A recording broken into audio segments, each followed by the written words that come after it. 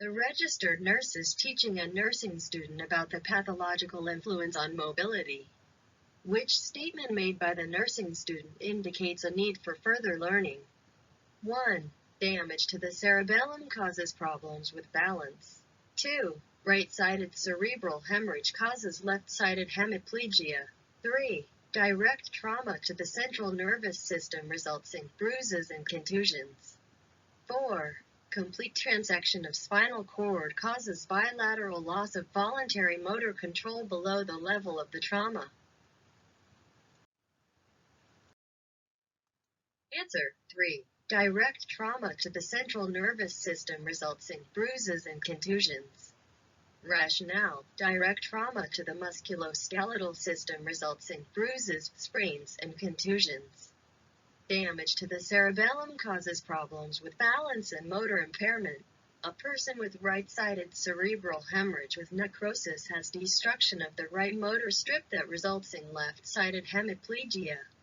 A complete transection of spinal cord results in bilateral loss of voluntary motor control below the level of trauma because motor fibers are cut.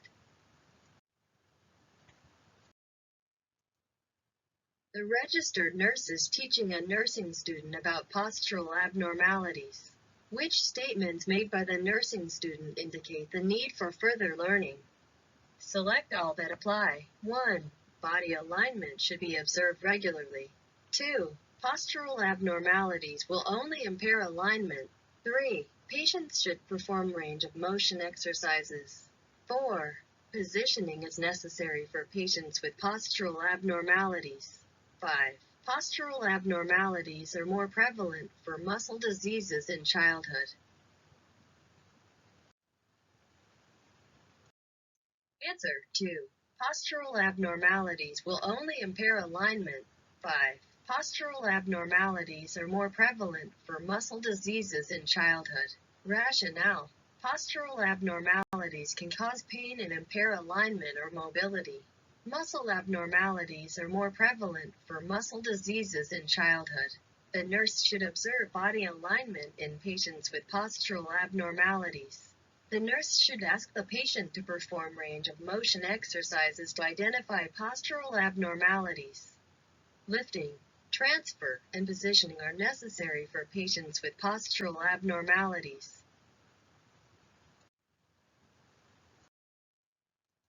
The nurse is caring for a patient who receives anticoagulant treatment for thromboembolic disease.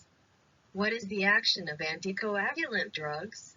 1. Dissolve the thrombi. 2. Decrease blood viscosity. 3. Prevent absorption of vitamin K. 4. Inhibits the synthesis of clotting factors. Answer 4. Inhibits the synthesis of clotting factors. Rationale: anticoagulant therapy is based on the premise that the initiation or extension of thrombi can be prevented by inhibiting the synthesis of clotting factors or by accelerating their inactivation. The anticoagulants heparin and warfarin do not induce thrombolysis but effectively prevent clot extension. These drugs do not decrease the blood viscosity or prevent absorption of vitamin K. A 60-year-old female patient sustained a femur fracture due to a fall in the bathroom. The patient complains of severe pain and expresses that she did not expect a fracture as the fall was not very severe. The nurse tells the patient that fracture is common for people her age. Which condition should the nurse cite as the most common cause of fracture in postmenopausal patients?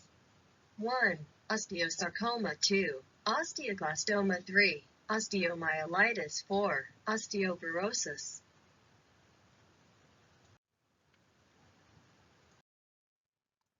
Answer 4. Osteoporosis. Rationale: in a postmenopausal patient, osteoporotic changes in the bone increase the risk of fractures. Impaired calcium metabolism causes bone resorption, making it less dense. Bones affected by resorption are fragile and more susceptible to fractures. Osteosarcoma and osteoblastoma are bone tumors. Osteomyelitis is an infection of the bone.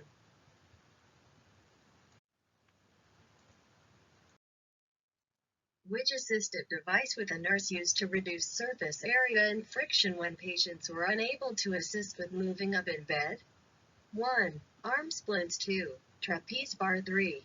Full body sling. 4. Trochanter roll.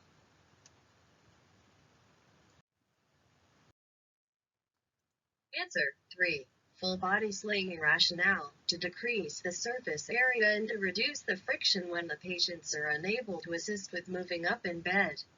The nurse uses an ergonomic assistive device such as a full body sling to help lift the patient off the surface of the bed.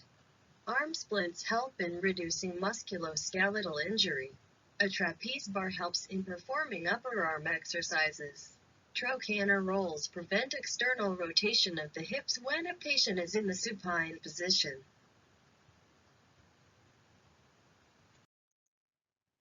Which positioning aid decreases the shearing action from sliding across up and down in bed? 1. Thin pillow. 2. Thick pillow. 3. Trapeze bar. 4. Trochanter roll. Answer 3. Trapeze bar rationale. The trapeze bar decreases the shearing action from sliding across or up and down in bed. Thin and thick pillows are used for positioning patients. The trochanter roll prevents external rotation of the hips when a patient is in a supine position. While assessing a child, the nurse finds that the child's legs are bent outward at the knee. Which instruction to the parents is most beneficial for the child? 1. You need to limit phosphorus intake for your child. 2. You should provide a vitamin D-rich diet for your child. 3. You should limit mobility in your child for a few days. 4. You should purchase a Dennis Brown splint for your child.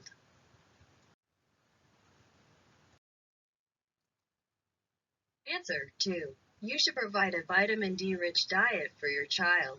Rationale: outward bending of the legs at the knee indicates bow legs. It is generally associated with rickets, which occurs due to deficiency of vitamin D. Therefore, the child should be provided with foods that are rich in vitamin D. Phosphorus reduces the risk of rickets in the children. Therefore, parents should not limit phosphorus in a child's diet. Limiting mobility in a child with rickets can impair mobility permanently. A Dennis Brown splint is used to reduce the risk of clubfoot, however. It is not useful as a treatment for rickets.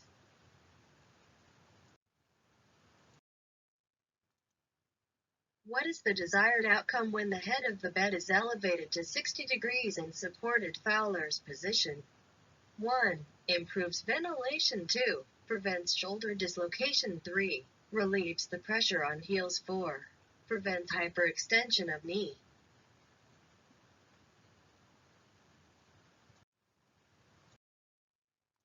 Answer 1. Improves ventilation. Rationale: when the head of the bed is elevated to 60 degrees in supported Fowler's position, it improves ventilation. Using a pillow to support the arms would help in preventing shoulder dislocation. Use of heel pressure relief devices would reduce pressure on the heels.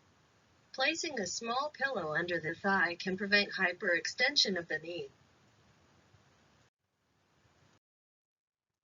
Which patient is at greatest risk for developing multiple adverse effects of immobility? 1. 1-year-old child with a hernia repair. 2. 80-year-old woman who has suffered a hemorrhagic cerebrovascular accident, CVA. 3. 51-year-old woman following a thyroidectomy. 4. 38-year-old woman undergoing a hysterectomy. Answer 2. 80-year-old woman who has suffered a hemorrhagic cerebrovascular accident, CVA. Rationale: the older the patient and the greater the period of immobility, which can be significant following a hemorrhagic stroke, the greater is the number of systems that can be affected by the immobility. An older adult who was in a car accident and fractured the femur has been immobilized for 5 days. Which nursing diagnosis is related to patient safety when the nurse assists this patient out of bed for the first time? 1. Chronic pain. 2. Impaired skin condition. 3. Risk for ineffective cerebral tissue blood flow. 4. Risk for inability to tolerate activity.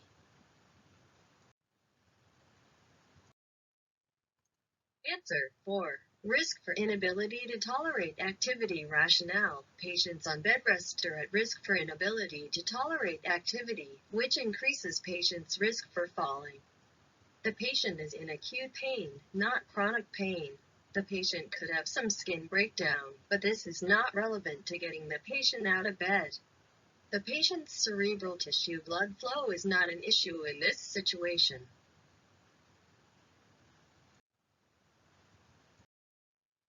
While positioning the hemiplegic patient in the supported Fowler's position, the nurse positions the head of the patient against a small pillow with the chin slightly forward. What is the rationale behind this nursing action?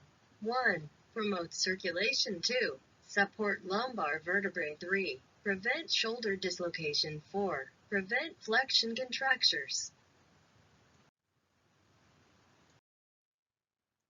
Answer 4. Prevent flexion contractures. Rationale. While positioning a hemiplegic patient who is unable to control head movement in the supported Fowler's position, the nurse should position the head on a small pillow with the chin slightly forward to prevent hyperextension of the neck.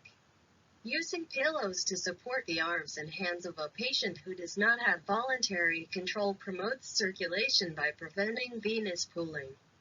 Positioning a small pillow at the lower back of the hemiplegic patient helps support the lumbar vertebrae and decreases flexion of the vertebrae. Use of pillows to support arms and hands may help prevent shoulder dislocation from the effect of the downward pull of unsupported arms. A patient with left-sided weakness asks the nurse, "Why are you walking on my left side? I can hold on to you better with my right hand." What would be the best therapeutic response? 1. Walking on your left side lets me use my right hand to hold on to your arm. In case you start to fall, I can still hold you. 2. Would you like me to walk on your right side so you feel more secure? 3. Either side is appropriate, but I prefer the left side. If you like, I can have another nurse walk with you who will hold you on the right side. 4. By walking on your left side, I can support you and help keep you from injury if you should start to fall. By holding your waist, I would protect your shoulder if you should start to fall or faint.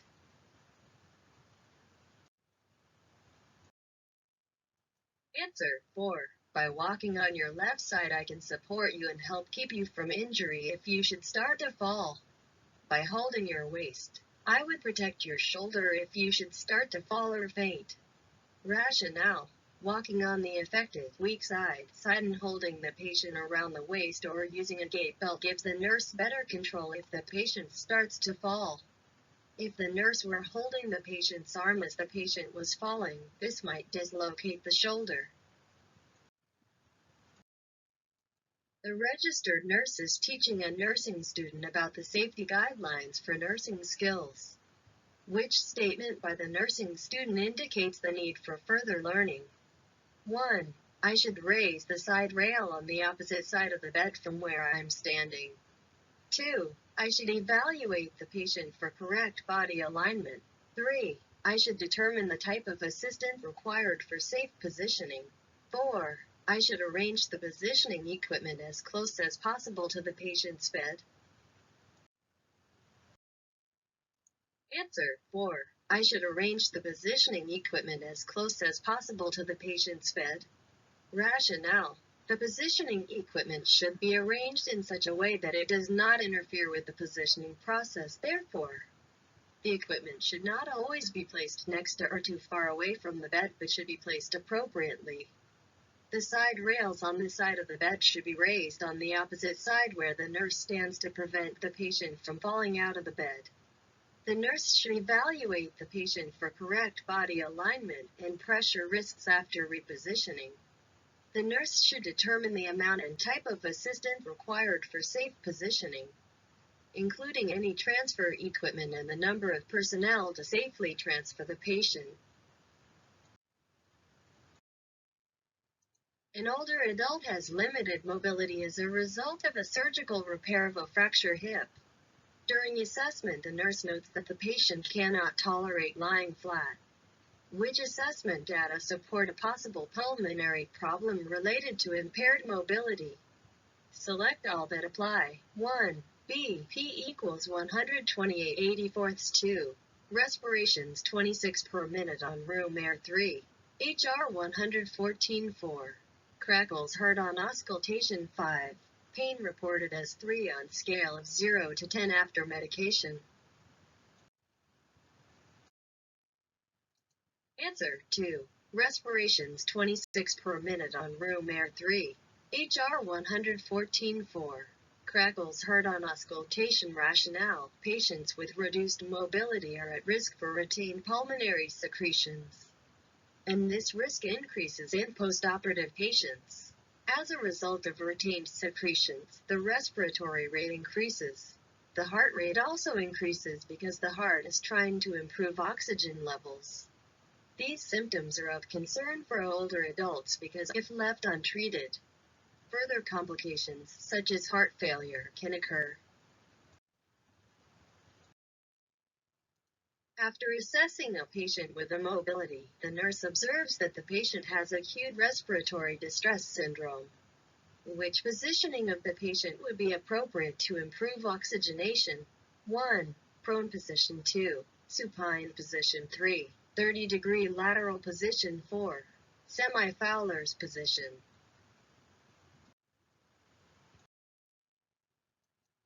Answer 1. Prone position rationale. Positioning the patient in the prone position would be beneficial in certain patients with pulmonary conditions such as acute respiratory distress syndrome, because it helps improve oxygenation. The supine position would be beneficial for a postoperative patient to prevent foot drop. Patients with pressure ulcers would benefit from being placed in a 30-degree lateral position. Patients with a head injury would benefit from the semi-Fowler's position.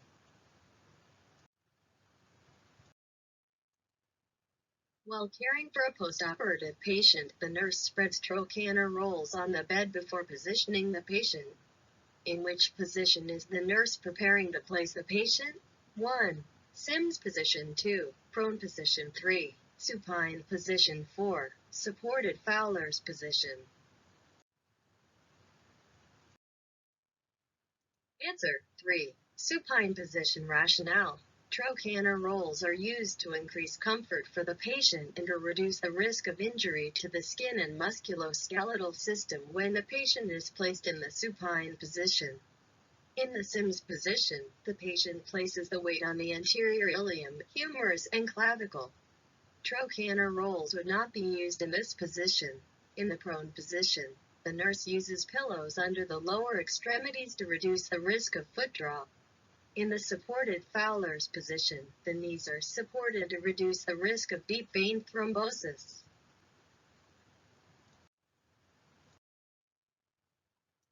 Which nursing intervention would increase the risk for joint dislocation in a patient with hemiplegia who is immobile for an extended period? 1. Supporting the patient by holding the arm. 2. Supporting the patient with assisted devices. 3. Lowering the patient to the floor if he or she faints. 4. Instructing the patient to use a cane while walking. Answer 1. Supporting the patient by holding the arm. Rationale. Supporting the patient by holding the arm may increase the risk of joint dislocation if the patient falls. Assistive devices, such as gait belts, reduce the risk of falling by maintaining the center of gravity in the midline. Lowering the patient to the floor if he or she faints helps reduce the risk for falls. Instructing the patient to use a cane while walking also helps reduce the risk of falls, but it would not be beneficial for patients with hemiplegia. The registered nurse is teaching a nursing student how to assess range of motion based on planes of the body. Which statements made by the nursing student indicate effective learning? Select all that apply. 1. Inversion of the foot takes place in a line that divides the body into front and back. 2. Abduction of the arm takes place in a line that divides the body into front and back. 3. Rotation of the hip takes place in a line that divides the body into left and right sides. 4. Extension of the elbow takes place in a line that divides the body into left and right sides. 5. Plantar flexion of the foot takes place in a line that divides the body into upper and lower body. Answer 1. Inversion of the foot takes place in a line that divides the body into front and back. 2. Abduction of the arm takes place in a line that divides the body into front and back. 4. Extension of the elbow takes place in a line that divides the body into left and right sides. Rationale: the frontal plane divides the body into front and back. Inversion, abduction, aversion, and adduction are the movements that occur along the frontal plane. Sagittal plane divides the body into left and right sides. Extension and flexion are the movements assessed in sagittal plane. Rotation is assessed in transverse plane. It is a line that divides the body into upper and lower body. Plantar flexion is assessed in sagittal plane. Which conditions put the patient at high risk for complications when bedridden and immobile? Select all that apply. 1. Arthritis. 2. Anemia. 3. Back pain. 4. Diabetes. 5. Spinal cord injury. Answer 1. Arthritis. 4. Diabetes. 5. Spinal cord injury. Rationale: immobility causes many complications, and patients with comorbid conditions are at a higher risk of developing one of these complications. The patients with arthritis, diabetes, and spinal cord injury are at high risk for complications when lying down. The patient with arthritis may have impaired joint mobility, which may aggravate complications. Diabetes may cause impaired circulation and increase the risk of skin breakdown. In case of spinal cord injury, there may be a lack of voluntary muscle control, making the patient susceptible to complications like pressure ulcers. The patient who has anemia or back pain is not at high risk for damage when immobile. While assessing a patient with rickets, the nurse finds that the patient has bow legs. Which appropriate interventions should the nurse suggest to the patient's parents? Select all that apply. 1. Increase intake of vitamin D2. Increase intake of calcium. 3. Increase intake of vitamin E4. Increase intake of vitamin A5. Increase intake of phosphorus. Answer 1. Increase intake of vitamin D2. Increase intake of calcium. 5. Increase intake of phosphorus. Rationale: bow legs is a postural abnormality in which one or both legs bend outward at the knee. It occurs due to a congenital condition or rickets. An increase in the intake of vitamin D, calcium, and phosphorus is useful for the treatment of bow legs. These vitamins and minerals mineralize the bones and make them stronger. Increased intake of vitamin E and vitamin A are not helpful for the treatment of bow legs, as these do not affect bone health. Which assessment findings indicate atelectasis that may result from immobility? 1. Bradypnea. 2. Hypoventilation. 3. Presence of crackles. 4. Symmetrical chest wall. Answer 2. Hypoventilation. Rationale: hypoventilation may occur due to atelectasis resulting from blockage of bronchioles by secretions and the collapse of distal lung tissue. Tachypnea is seen in atelectasis and not bradypnea. Crackle sounds are heard with pneumonia. Asymmetrical chest wall is observed due to lung collapse. The nurse is evaluating a patient who was diagnosed with osteoporosis 3 months ago. The patient has limited mobility and has been taught measures to limit risks associated with osteoporosis. Which statements made by the patient indicate effective outcomes of the teaching? Select all that apply. 1. I have reduced smoking to 3 cigarettes per day. 2. I'm using a cane to walk when I am alone. 3. I reduced drinking coffee to 1 cup per day. 4. I added spinach to my daily diet because I am lactose intolerant. 5. I can perform normal daily activities with the support of my son. Answer 2. I'm using a cane to walk when I am alone. 3. I reduced drinking coffee to 1 cup per day. 4. I added spinach to my daily diet because I am lactose intolerant. Rationale. Using a cane to walk is a safety measure that reduces the risk of falls. Reducing the intake of caffeinated products such as coffee indicates effective teaching, as it will improve bone strength by enhancing calcium absorption. Spinach is a calcium-rich food that also improves the bone strength. Smoking should be stopped completely. The patient should be able to perform normal daily activities independently.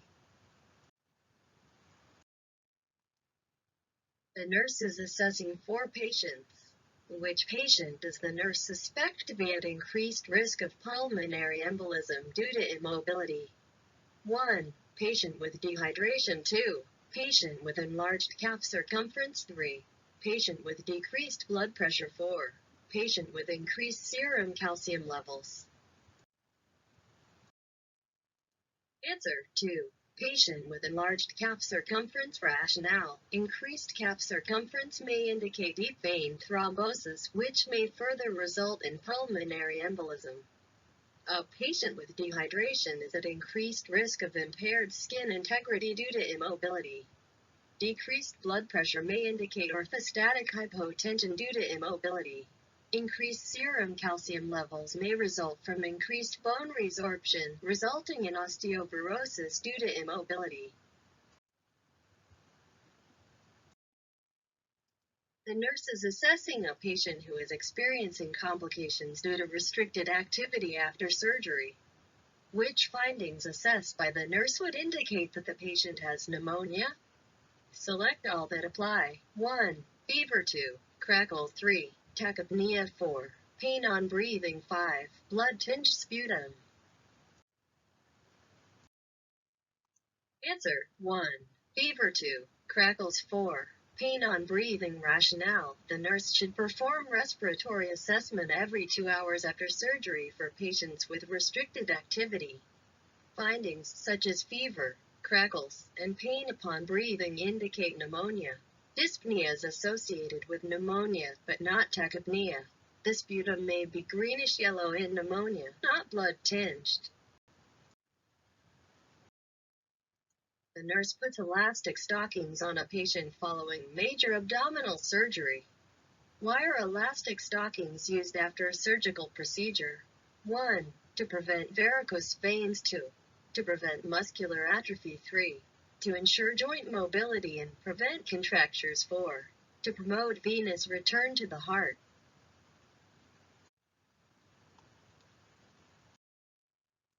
Answer 4. To promote venous return to the heart. Rationale. Elastic stockings maintain external pressure on the lower extremities and assist in promoting venous return to the heart. This increase in venous return helps reduce the stasis of blood and in turn reduces the risk for deep vein thrombosis (DVT) formation in the lower extremities. The stockings are not used to prevent varicose veins, muscular atrophy, and contractures or to promote joint mobility. The nurse is caring for a postoperative patient. Which nursing action should be avoided if deep vein thrombosis (DVT) is suspected in an immobilized patient? 1. Assessing the feet for temperature. 2. Measuring the calf and thigh circumference. 3. Assessing for calf pain on dorsiflexion of the foot. 4. Observing for loss of skin integrity in the lower extremities. Answer 3. Assessing for calf pain on dorsiflexion of the foot. Rationale. A unilateral increase in calf circumference is an early indicator for deep vein thrombosis. Therefore, circumferences of the thigh and calf should be measured to assess for DVT. The temperature of the feet is not a reliable assessment in determining a DVT. Assessing for calf pain on dorsiflexion of the foot is contraindicated for a patient who is suspected to have developed DVT.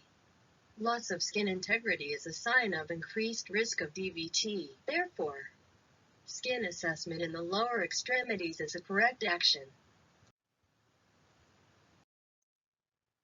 The nurse is caring for a postoperative patient.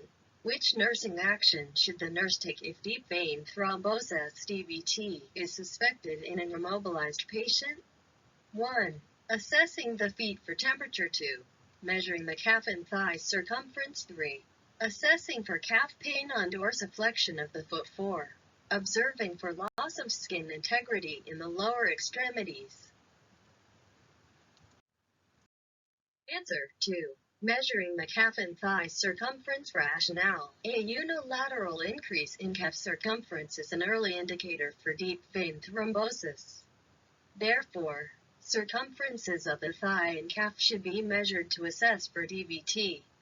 The temperature of the feet is not a reliable assessment in determining a DVT. Assessing for calf pain on dorsiflexion of the foot is contraindicated for a patient who is suspected to have developed DVT. Loss of skin integrity is a sign of increased risk of DVT. Therefore, skin assessment in the lower extremities is a correct action. The nurse is teaching a patient diagnosed with arthritis of the knees about physical activity and lifestyle changes.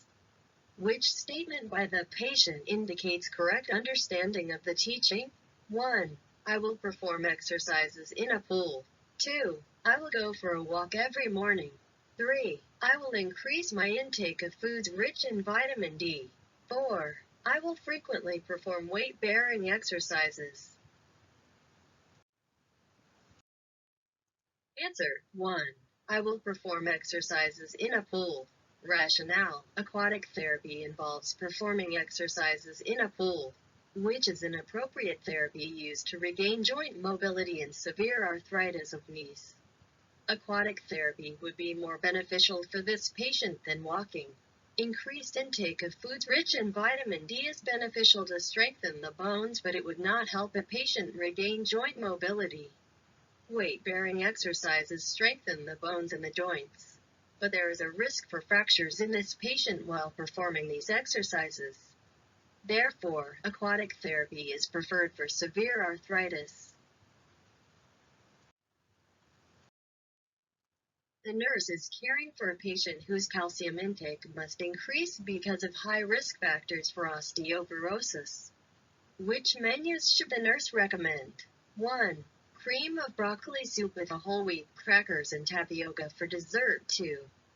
Hamburger on soft roll with a side salad and an apple for dessert. 3. Low-fat turkey chili with sour cream and fresh pears for dessert. 4. Chicken salad on toast with tomato and lettuce and honey bun for dessert.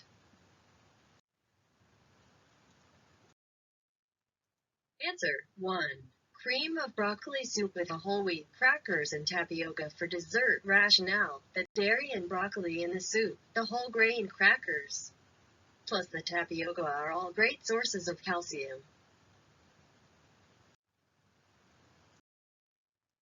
A patient has her call bell on and looks frightened when the nurse enters the room.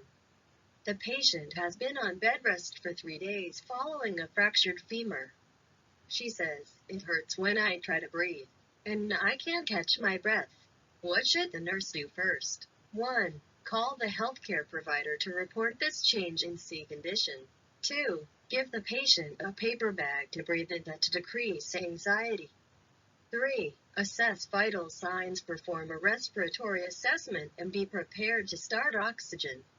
4. Explain that this is normal after such trauma and administer the ordered pain medication.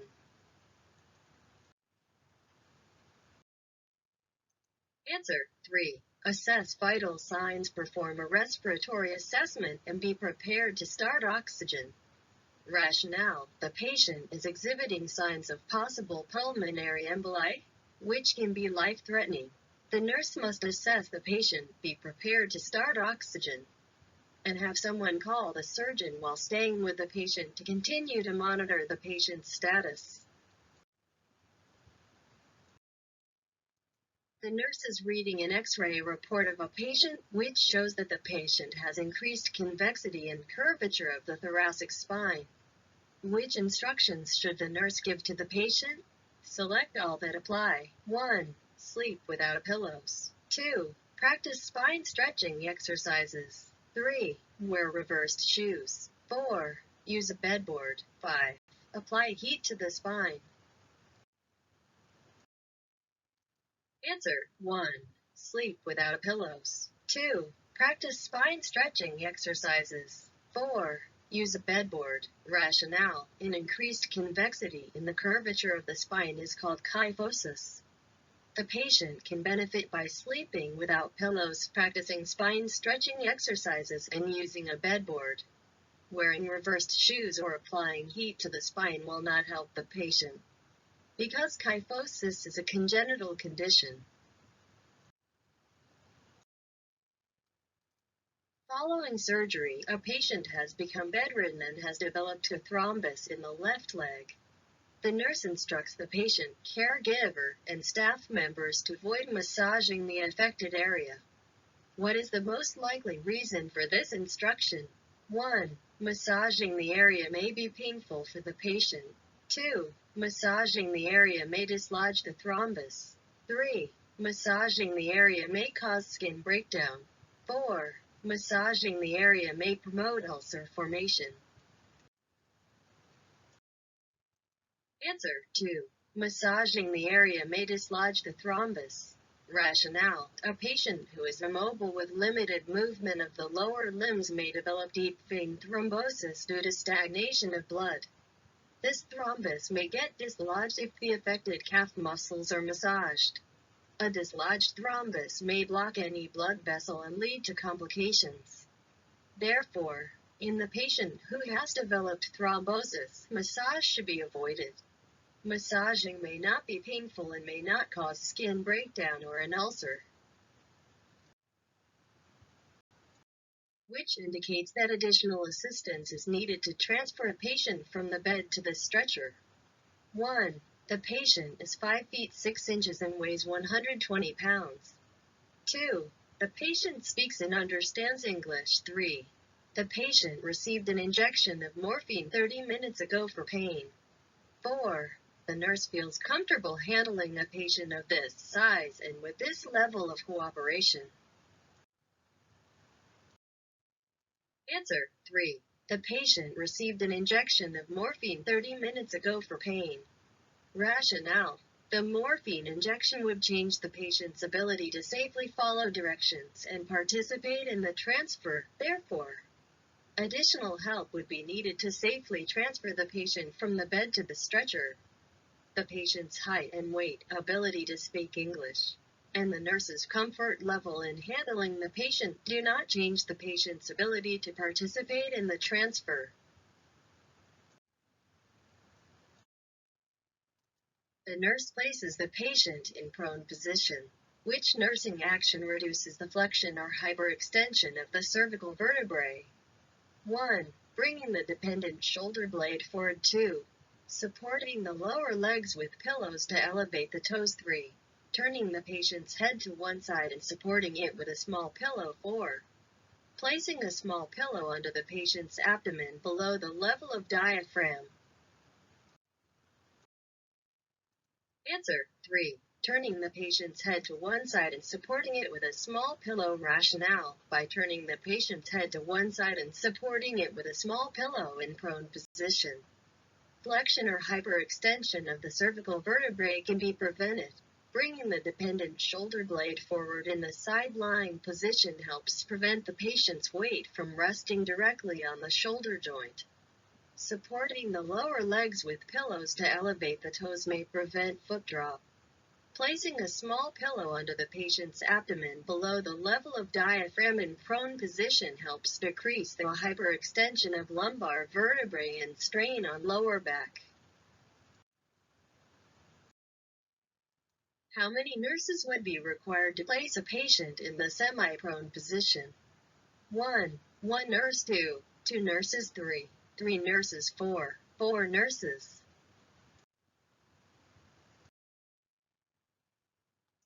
Answer 1. One nurse rationale. Positioning the patient in the Sims position or the semi-prone position would require only one nurse. Positioning the patient in the prone position would require 2 or 3 nurses. For log rolling the patient, the assistance of 3 or 4 nurses would be required. While positioning a patient in the supported supine position, the nurse places a pillow under the upper shoulders. What is the rationale behind this intervention? 1. Maintain correct alignment. 2. Reduce external rotation of hip. 3. Provide support for lumbar spine. 4. Reduce internal rotation of shoulder.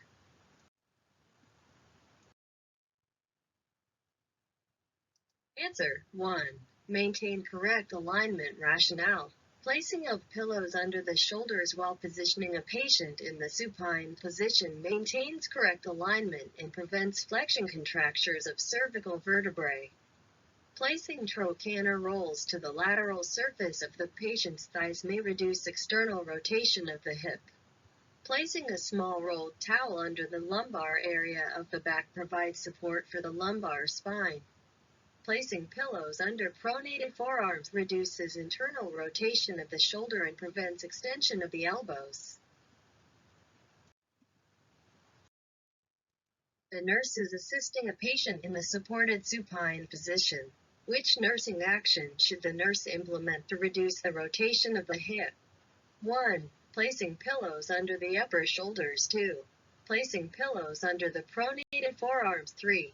Placing small rolled towel under the lumbar area of back. 4.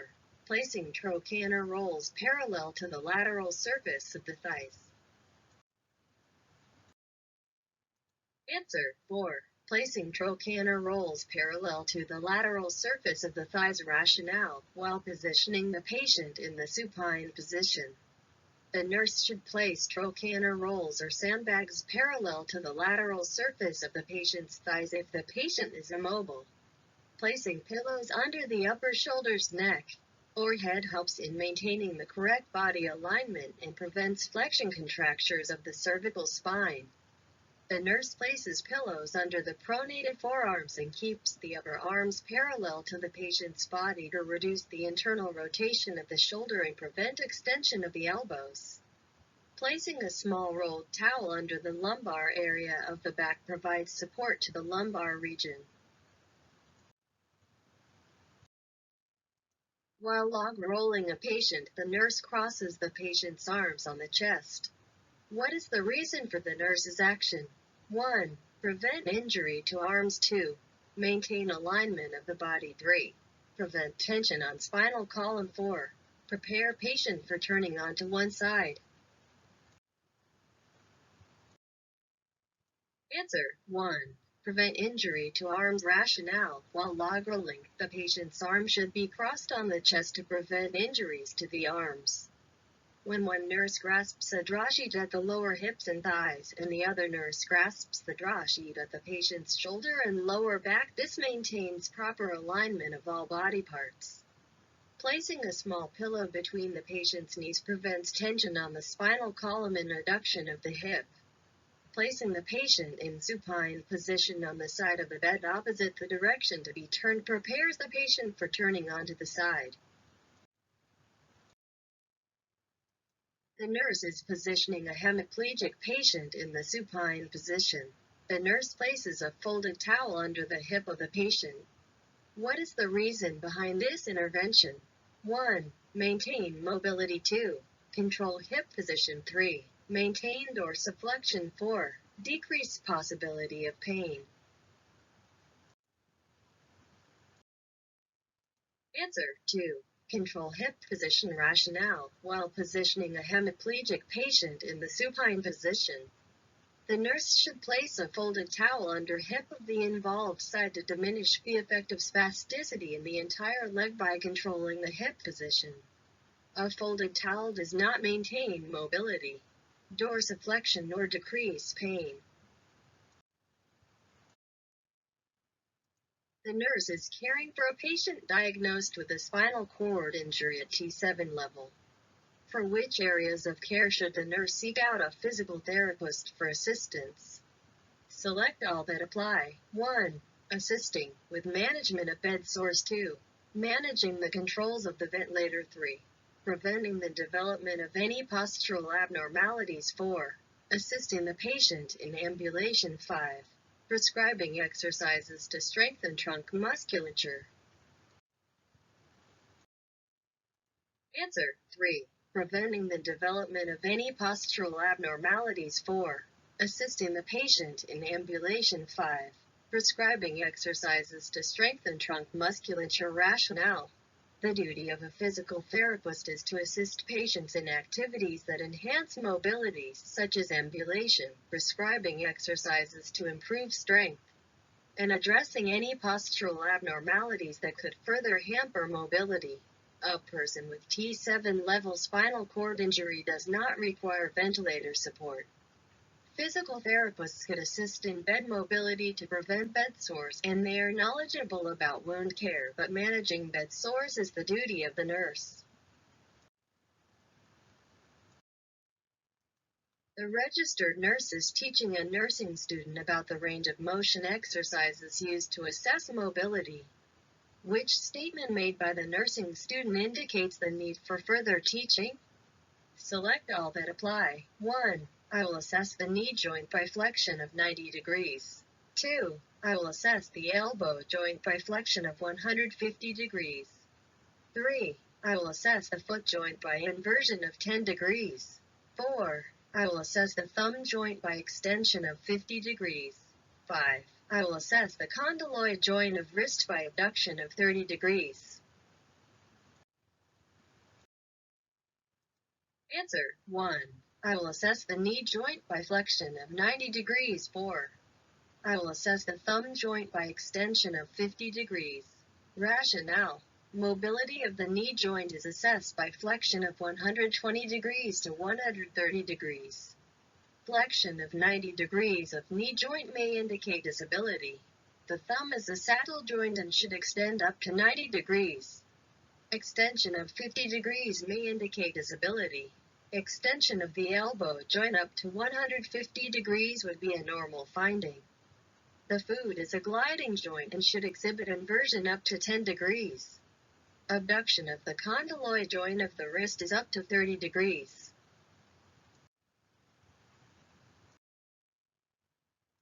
The nurse is assessing a patient who complains of joint pain. Which types of range of motion assessed by the nurse involve sagittal plane movement? Select all that apply. 1. Eversion. 2. Pronation. 3. Extension. 4. Abduction. 5. Dorsiflexion.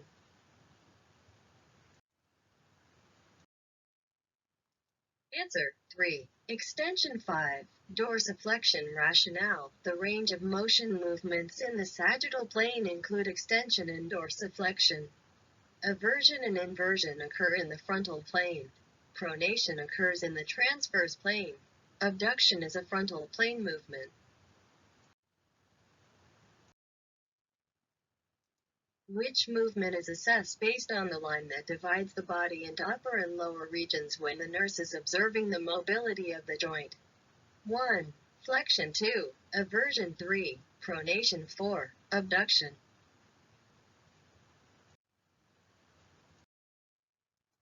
Answer 3. Pronation. Rationale. The transverse plane is a horizontal line that divides the body into upper and lower regions.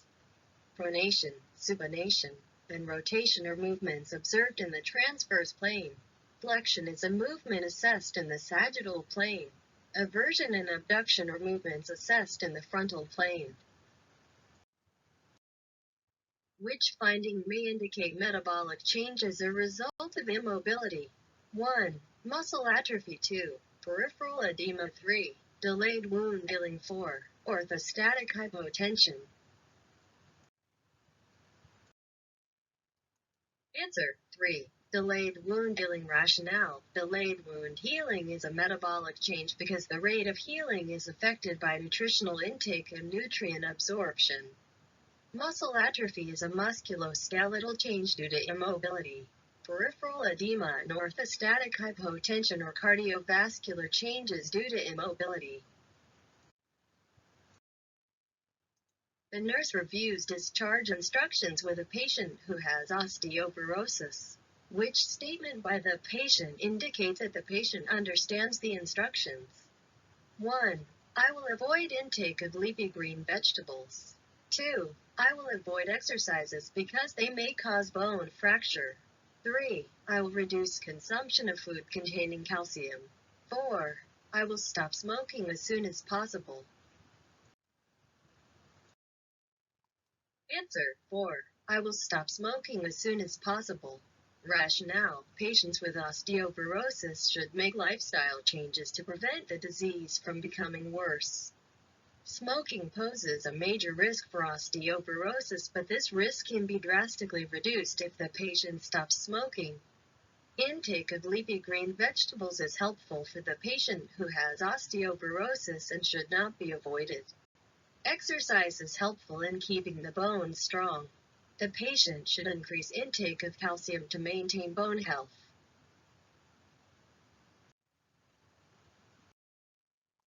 Which is a desired outcome for a patient diagnosed with osteoporosis? 1. Maintain serum level of calcium. 2. Maintain independence with activities of daily living, ADLs. 3. Reduce supplemental sources of vitamin D4. Reverse bone loss through dietary manipulation. Answer 2. Maintain independence with activities of daily living, ADLs. Rationale: once osteoporosis is diagnosed, the main goal is to maintain independence in activities of daily living, ADLs. It is best to identify individuals at risk and work toward preventing the disease. The patient should be taught the current recommended dietary allowances for calcium and vitamin D. Bone loss cannot be totally reversed, but measures can be taken to prevent further bone loss and pathological fractures. The nurse is positioning the patient in supported Fowler's position. Which action should the nurse perform to prevent flexion contractures of the cervical spine? 1. Place a small pillow under the thigh. 2. Position a small pillow at the lower back. 3.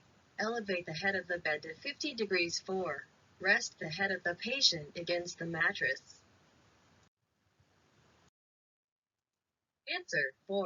Rest the head of the patient against the mattress. Rationale: while positioning a patient in the supported Fowler's position, the nurse should rest the patient's head against the mattress or on a small pillow to prevent flexion contractures of the cervical vertebrae.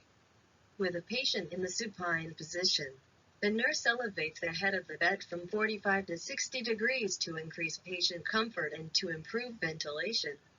To prevent hyperextension of the knee, the nurse should place a small pillow under the thigh. Positioning a small pillow at the lower back helps support the lumbar vertebrae and decreases the flexion of the vertebrae.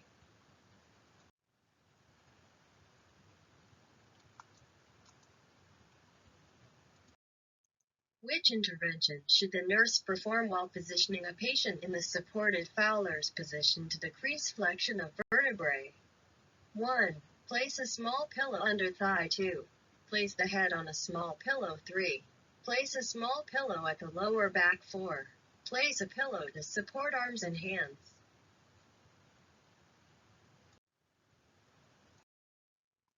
Answer 3.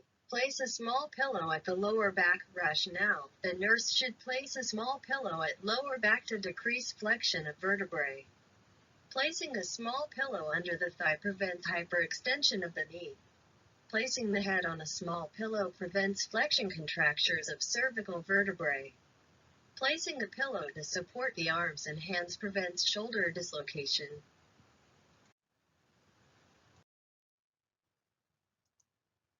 The nurse understands the increased risk of musculoskeletal injuries due to activities such as lifting objects, pushing beds, and bathing and feeding patients. Which measures should the nurse adopt to prevent injury? Select all that apply. 1. Bend at the nasi. 2. Relax the abdominal muscles. 3. Maintain an erect trunk and bent knees.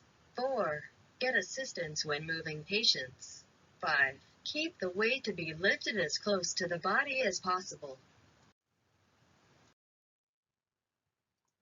Answer 1. Bend at the knees. 3. Maintain an erect trunk and bent knees. 4. Get assistance when moving patients. 5. Keep the weight to be lifted as close to the body as possible. Rationale. Bending at the knees helps to maintain the center of gravity and thus keeps the body aligned. Bending at the knees uses the stronger leg muscles to do the lifting, preventing exhaustion of other small muscles.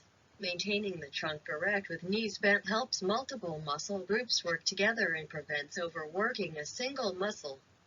Getting assistance when shifting patients promotes patient safety and prevents musculoskeletal injury. The risk of injury is less if the object is in the same plane as the person lifting it and is close to the center of gravity for balance. Therefore, the object should be kept as close to the body as possible.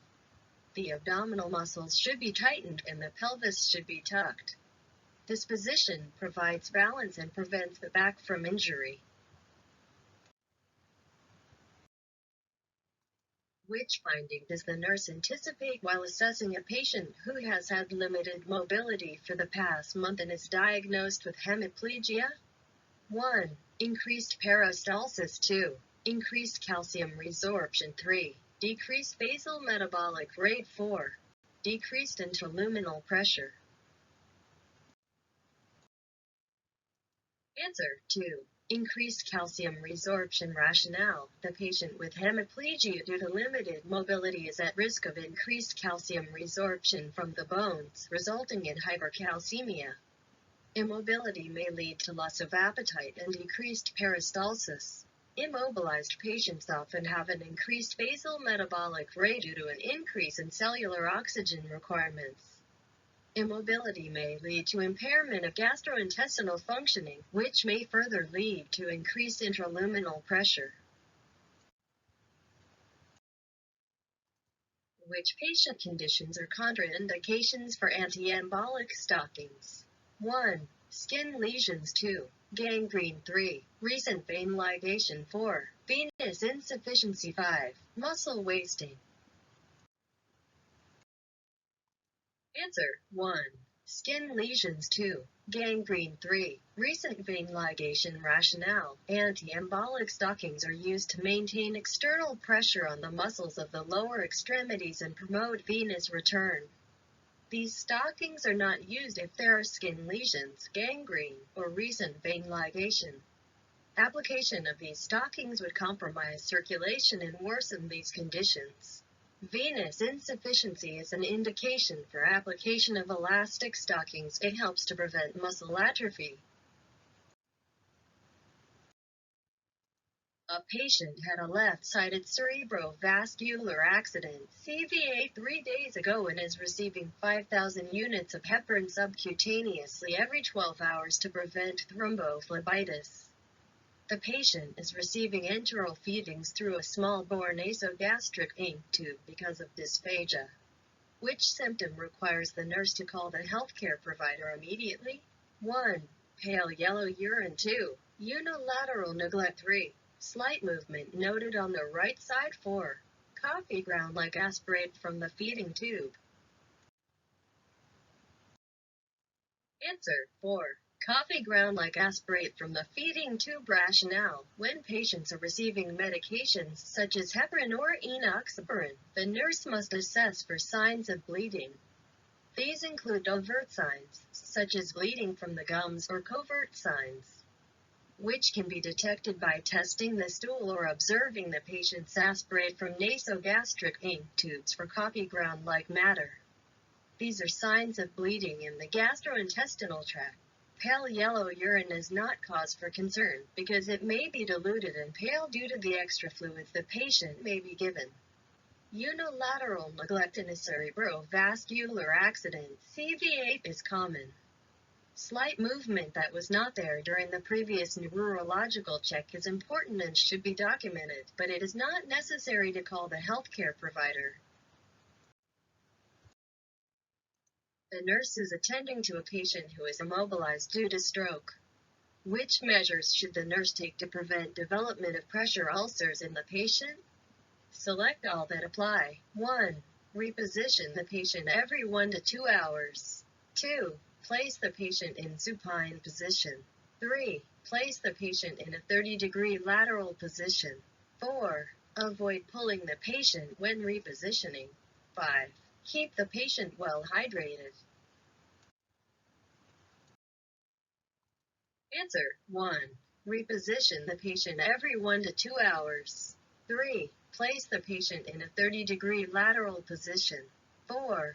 Avoid pulling the patient when repositioning. 5. Keep the patient well hydrated. Rationale: pressure ulcers develop in people who are immobile for a long duration. Repositioning helps to relieve pressure from the bony prominences and promotes circulation. If the patient can lie down in lateral position, the 30-degree lateral position is preferred. In this position, the body weight rests on hip and shoulder. Pulling the patient when repositioning may increase the shearing force, leading to the development of pressure ulcers. Well-hydrated skin is less likely to break down. In supine position, the risk of pressure ulcer is highest. The nurse is teaching a nursing student about various deformities of the spine. Which statements are true about spine deformities? Select all that apply. 1. Scoliosis is the medial deviation and plantar flexion of the foot. 2. Kyphosis is the increased convexity and curvature of the thoracic spine. 3. Kyphosis is the internal rotation of forefoot or entire foot. 4. Lordosis is the exaggeration of the anterior convex curve of lumbar spine. 5. Scoliosis is the lateral S or C-shaped spinal column with vertebral rotation. Answer 2. Kyphosis is the increased convexity and curvature of the thoracic spine. 4. Lordosis is the exaggeration of the anterior convex curve of lumbar spine. 5. Scoliosis is the lateral S or C-shaped spinal column with vertebral rotation. Rationale: kyphosis is the increased convexity and the curvature of the thoracic spine, which may be caused by rickets. Osteoporosis or tuberculosis of the spine. Lordosis is the exaggeration of the anterior convex curve of the lumbar spine. This can be a congenital condition or a temporary condition, as in the case of pregnancy. Scoliosis is the lateral S or C-shaped spinal column with vertebral rotation. This can be a consequence of numerous congenital connective tissue and neuromuscular disorders. The medial deviation and plantar flexion of the foot is called clubfoot and is not a spinal deformity. The internal rotation of forefoot or entire foot is called pigeon toes and it is not a spine deformity. While caring for a patient with osteoporosis, the nurse finds that the patient has increased convexity in the curvature of the thoracic spine. Which postural abnormality is the patient likely to have? 1. Lordosis. 2. Kyphosis. 3. Scoliosis. 4. Torticollis. Answer 2. Kyphosis. Rationale: increased convexity in the curvature of the thoracic spine is a sign of kyphosis due to congenital conditions, rickets, osteoporosis, and tuberculosis of the spine. Sleeping without pillows, using a bed board, bracing, spinal fusion, and spine stretching exercises are common treatments for this condition. Exaggeration of the anterior convex curve of the lumbar spine is called lordosis. Lateral S or C-shaped spinal column with vertebral rotation and an unequal height of the hips and shoulders is called scoliosis. Inclining of the head to the affected side, in which the sternocleidomastoid muscle is contracted, is a sign of torticollis.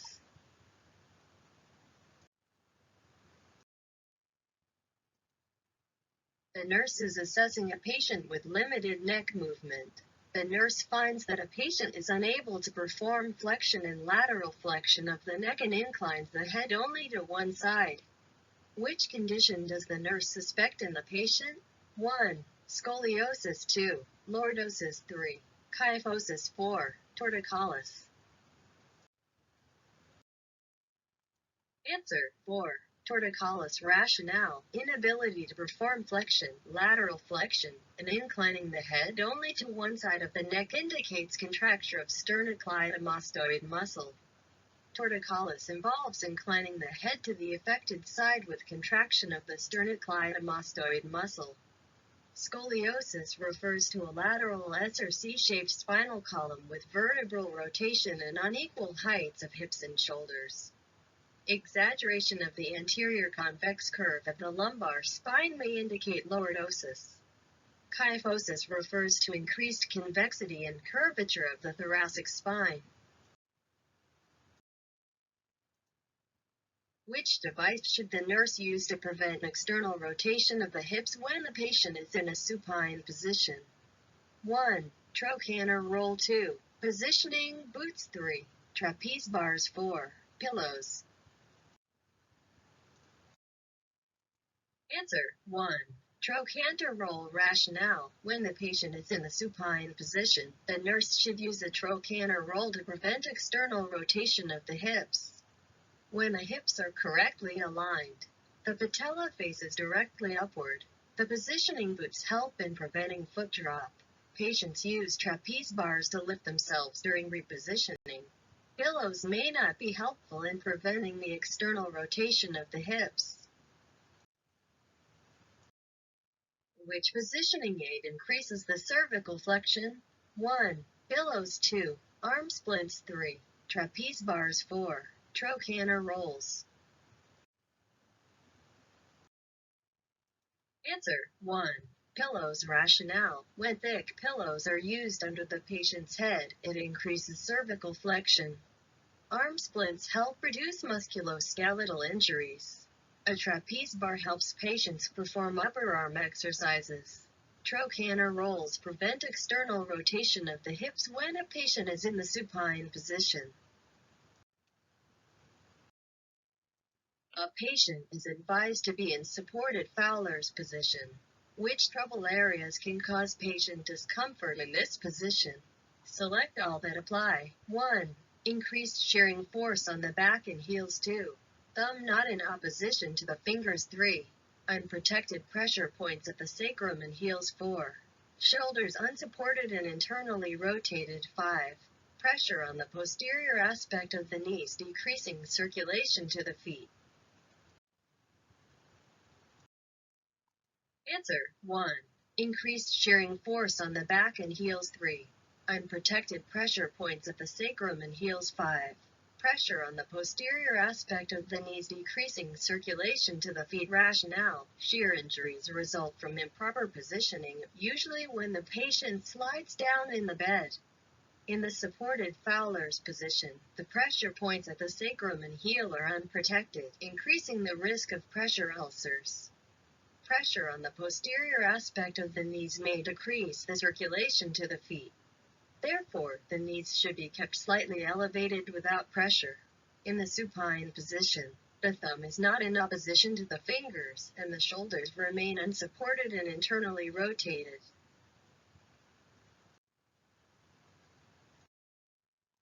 While caring for a patient, the nurse suspects deep vein thrombosis.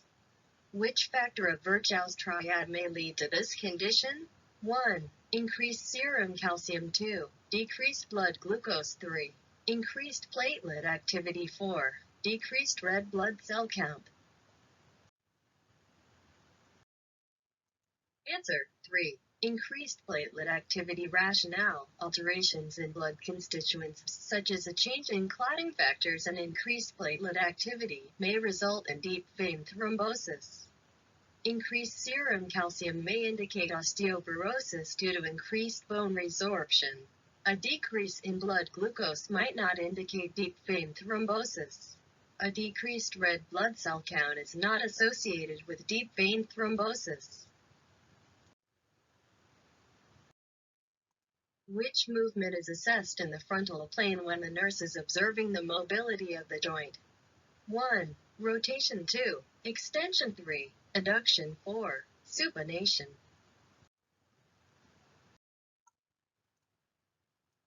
Answer 3. Adduction rationale. Adduction, abduction, aversion, and inversion are the movements assessed in the frontal plane. Rotation is a movement assessed in the transverse plane. Extension is a movement in the sagittal plane. Supination is also the movement assessed in the transverse plane. The nurse has put antiambolic elastic stockings on the legs of a patient. What parameters should the nurse check after applying the stockings? Select all that apply. 1. Radial pulse 2. Temperature of the skin 3. Pedal pulse 4. Femoral pulse 5. Color of the skin.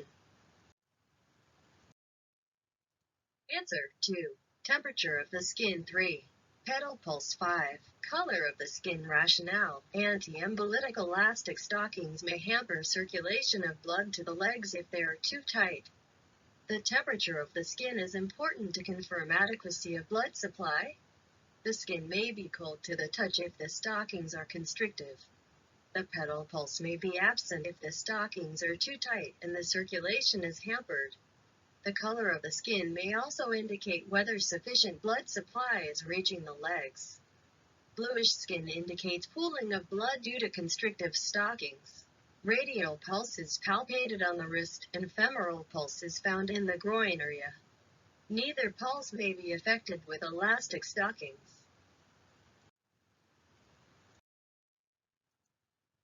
While assessing a postoperative patient, the nurse observes that the patient is unable to sleep in the lateral position. Which assessment finding indicates an increased risk of developing complications due to immobility? 1. Heart rate 60 beats per minute. 2. Blood pressure 120/90ths of a millimeter Hg. 3. Pain reported as 2 on pain scale. 4. Respiratory rate 28 breaths per minute. Answer 4. Respiratory rate 28 breaths per minute rationale. The normal respiratory rate is 12 to 18 breaths per minute. Patients with limited mobility may be at risk of pooling pulmonary secretions, which may result in increased respiratory rate, a heart rate of 60 beats per minute, blood pressure of 120/90ths, and pain reported as 2 on a scale of 1 to 10 are normal findings. The nurse understands that an immobile patient is at high risk of thrombus formation. Which factors may contribute to the risk of thrombus formation? Select all that apply. 1. Alteration in body weight. 2. Alteration or slowing of blood flow. 3. Damage to the wall of the blood vessels. 4. Alteration in the patient's nutritional status. 5. Alteration of the constituents in the blood.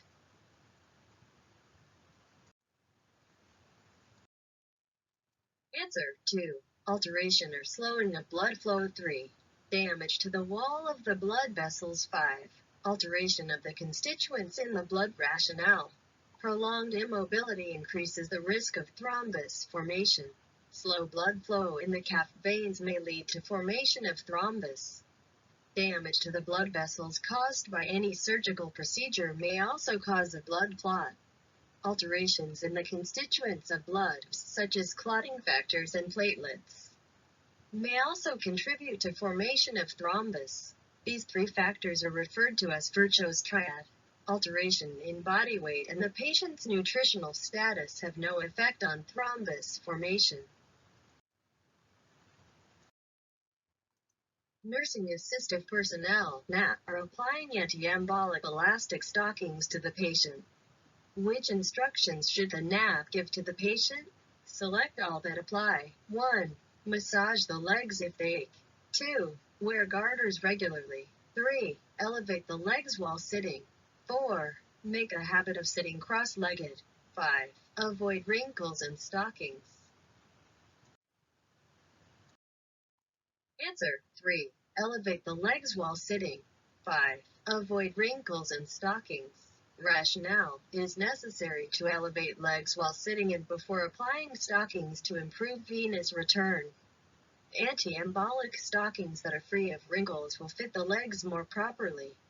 Massaging the legs may further deteriorate the condition or mobilize a thrombi, so massage should be avoided.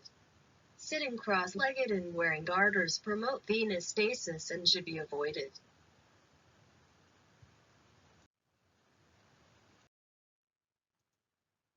A patient has undergone a below-the-knee amputation. Which nursing intervention should the nurse suggest to the patient to promote mobility? 1. Lift soup cans. 2. Increase calcium intake. 3. Increase vitamin C intake. 4. Avoid performing range of motion exercises.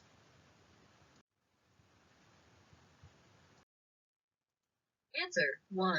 Lift soup cans. Rationale: the patient with a below-the-knee amputation has restricted mobility. The patient should be advised to exercise the rest of the body. Lifting soup cans helps to improve the patient's strength and abilities. Increase in calcium intake and vitamin C may help to increase bone strength but may not be helpful in increasing muscle strength. Performing range of motion exercises is helpful for the patient to build up muscle strength and mass. Which condition is associated with increased risk of foot drop? 1. Kyphosis. 2. Hemiplegia. 3. Osteoporosis. 4. Disuse Syndrome. Answer 2. Hemiplegia. Rationale: in foot drop, the foot is permanently fixed in plantar flexion, resulting limited mobility. Patients with hemiplegia are at increased risk of developing foot drop. Kyphosis refers to increased convexity and curvature of the thoracic spine. Osteoporosis may result from decreased bone density. Disuse syndrome refers to impaired physical mobility. The nurse is caring for a retired patient who has had a stroke. The nurse needs to assist the family in adapting to the condition and also help in rehabilitating the patient. Which interdisciplinary team members should the nurse collaborate with? Select all that apply. 1. Social worker. 2. Speech therapist. 3. Occupational therapist. 4. Physical therapist. 5. Prosthetist.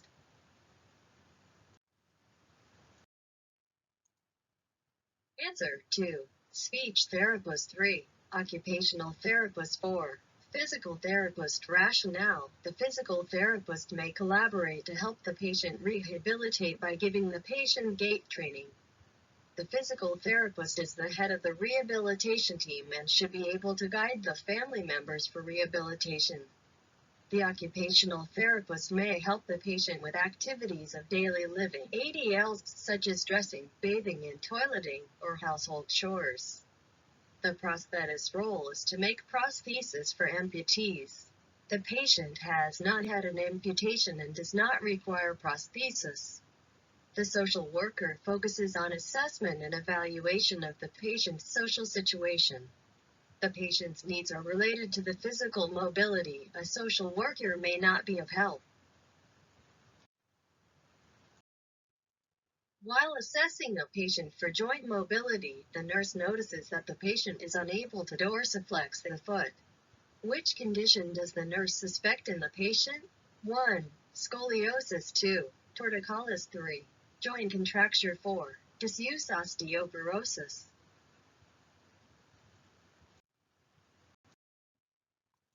Answer 3. Joint contracture. Rationale: a patient with the type of joint contracture known as foot drop is permanently fixed in plantar flexion and is unable to dorsiflex the foot.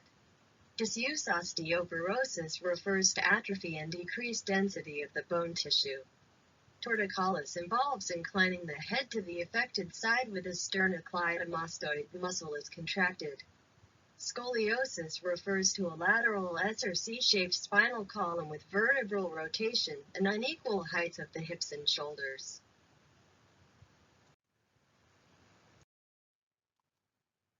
The registered nurse is teaching a nursing student about the interventions performed to prevent deep vein thrombosis in an immobilized patient. Which statement made by the nursing student indicates a need for correction? 1. I will massage the legs. 2. I will instruct the patient to avoid crossing the legs. 3. I will assist the patient in performing range of motion exercises. 4. I will position the patient without applying pressure on the posterior of knee.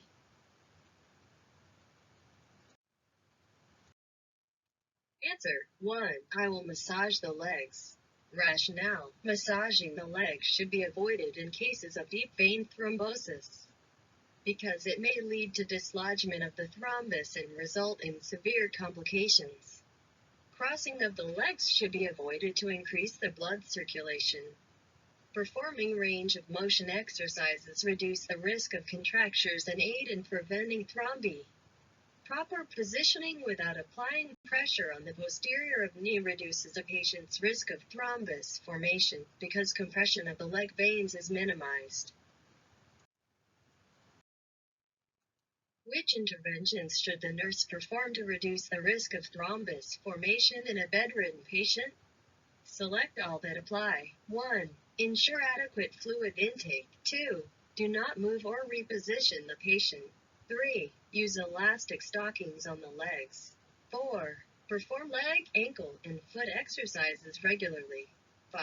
Perform hand, arm, and neck exercises regularly. Answer 1. Ensure adequate fluid intake. 3. Use elastic stockings on the legs. 4. Perform leg, ankle, and foot exercises regularly. Rationale: adequate fluid intake prevents dehydration and ensures an adequate intravascular volume. Elastic stockings help maintain external pressure on the muscles of the leg, thus promoting venous return and preventing thrombus formation. Performing leg, ankle, and foot exercises regularly prevents blood stasis. Repositioning also prevents stasis of blood, thus preventing formation of thrombus. Exercises of the hand, arm, and neck do not contribute to prevention of thrombus formation. These muscles are not large enough to promote blood flow from periphery to the heart. While assessing a patient with impaired mobility, the nurse observes that the patient is unable to perform range of motion exercises. Which complications are most likely to occur in the patient? 1. Metabolic. 2. Respiratory. 3. Integumentary. 4. Musculoskeletal. Answer 2. Respiratory rationale: lack of movement and exercise places patients at risk for respiratory complications. The metabolic changes seen in patients with impaired mobility are altered endocrine metabolism and calcium resorption. An ulcer is characterized by inflammation and usually forms over a bony prominence. It is seen due to integumentary changes in patients with impaired mobility. The musculoskeletal changes seen in patients with impaired mobility are temporary impairment and permanent disability.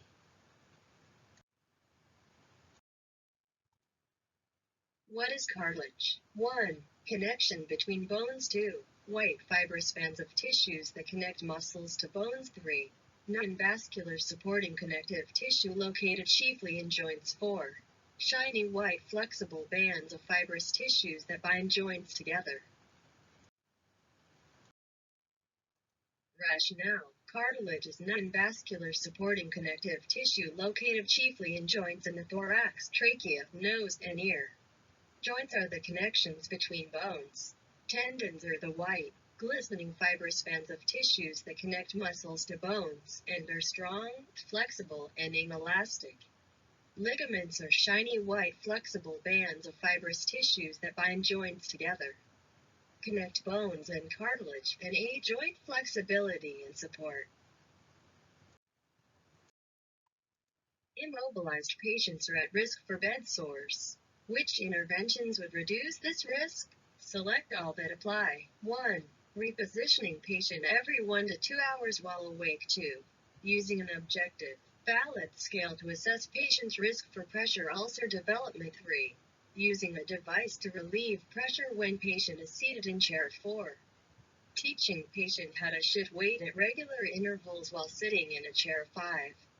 Following this good rule, the higher the risk for skin breakdown, the shorter the interval between position changes.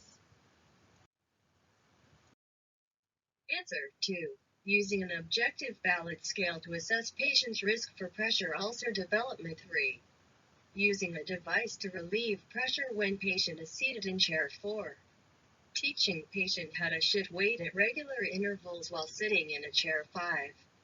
Following this good rule, the higher the risk for skin breakdown. The shorter the interval between position changes. Rationale: patients must be repositioned around the clock, not just when they are awake. All other choices are correct. An objective assessment scale allows the nurse to assess for pressure ulcer risk over time. Once the risk is identified, the assessment guides the nurse in selecting appropriate pressure relief devices. Showing the patient how to reduce risk by shifting pressure is also important. Frequent and meaningful position changes that are in concert with the patient's condition and risk factors are necessary to reduce pressure ulcer development. The nurse assesses a patient's condition and suspects that the patient has foot drop. Which assessment findings supports the nurse's suspicion? 1. Internal rotation of entire foot. 2. Both the legs bent outward at knee. 3. The foot is permanently fixed in plantar flexion. 4. Legs curved inward, so knees come together as person walks. Answer: 3. The foot is permanently fixed in plantar flexion. Rationale: foot drop is the leg contracture in which the foot is permanently fixed in plantar flexion, and the patient is unable to lift the toes off the ground. Internal rotation of the entire foot is a postural abnormality called pigeon toes. Bow leg is a condition in which the patient has both the legs bent outward at the knee. Knock knee is the postural abnormality in which legs curve inward so the knees come together as the person walks.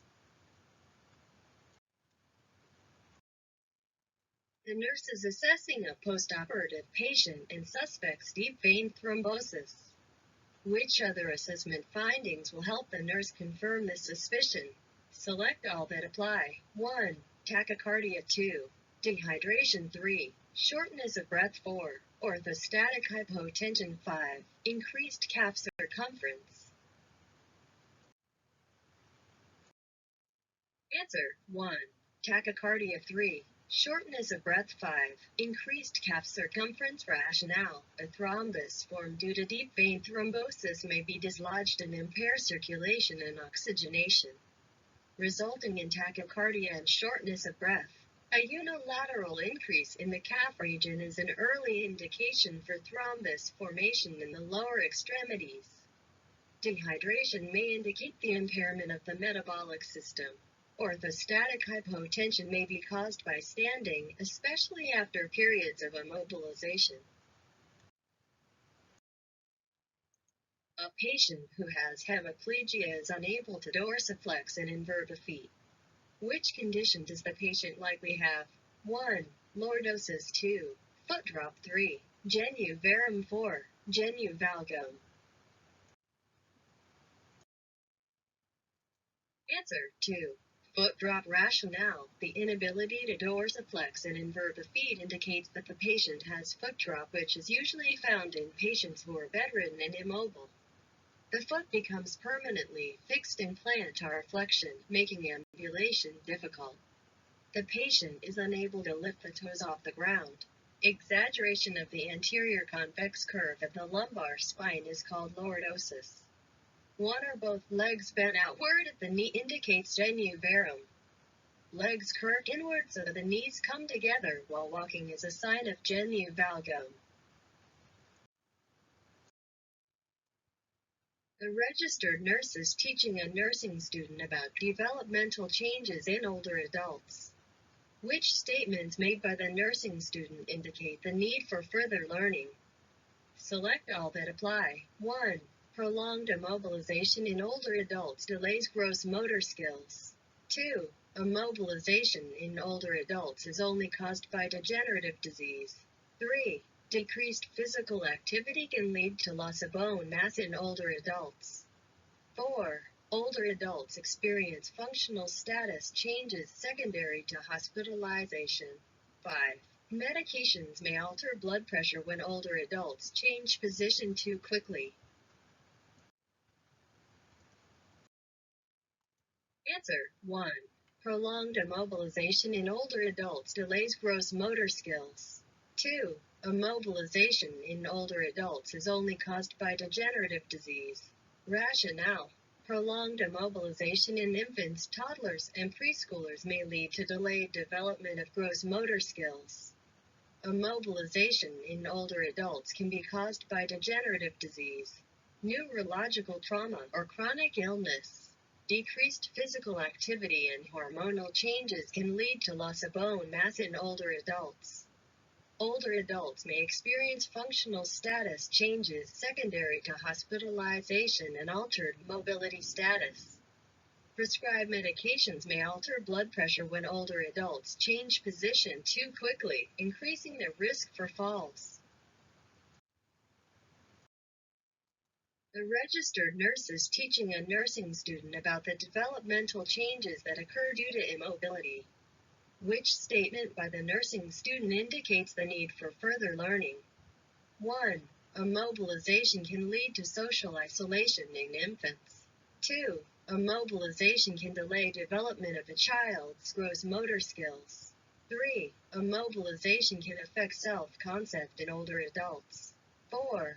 Immobilization can result in risk for all physiological systems in older adults. Answer 1. Immobilization can lead to social isolation in infants. Rationale. Immobility can lead to developmental changes in all age groups. Immobilization leads to social isolation in adolescents. Immobilization can delay a child's gross motor skills, intellectual development, and musculoskeletal development.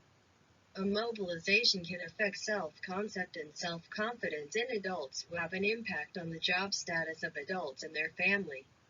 Immobilization can result in the risk of physiological systems in older adults.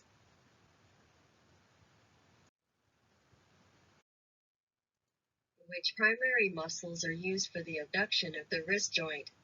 Select all that apply. 1. Flexor carpi ulnaris. 2. Flexor carpi radialis. 3. Extensor carpi ulnaris. 4. Extensor carpi radialis brevis. 5. Extensor carpi radialis longus. Answer 2. Flexor carpi radialis. 5. Extensor carpi radialis longus. Rationale. Flexor carpi radialis and extensor carpi radialis longus are the muscles used for the abduction of the condyloid joint in the wrist region. The flexor carpi ulnaris is the primary muscle used for flexion and adduction of the condyloid joint in the wrist region. The extensor carpi ulnaris is used for extension of the condyloid joint in the wrist region. The extensor carpi radialis brevis is used for hyperextension of the condyloid joint in the wrist region. What is the correct order of assessments of patient mobility performed by the nurse? 1. Walking. 2. Lying position. 3. Transferring to chair. 4. Sitting position in bed. Answer 2. Lying position. 4. Sitting position in bed. 3. Transferring to chair. 1. Walking. Rationale. Assessment of mobility focuses on range of motion, gait, exercise, and activity tolerance. Generally, the nurse performs the assessment of movement starting with the patient in a lying position, proceeding to assessing sitting positions in bed, then transferring to a chair, and finally walking.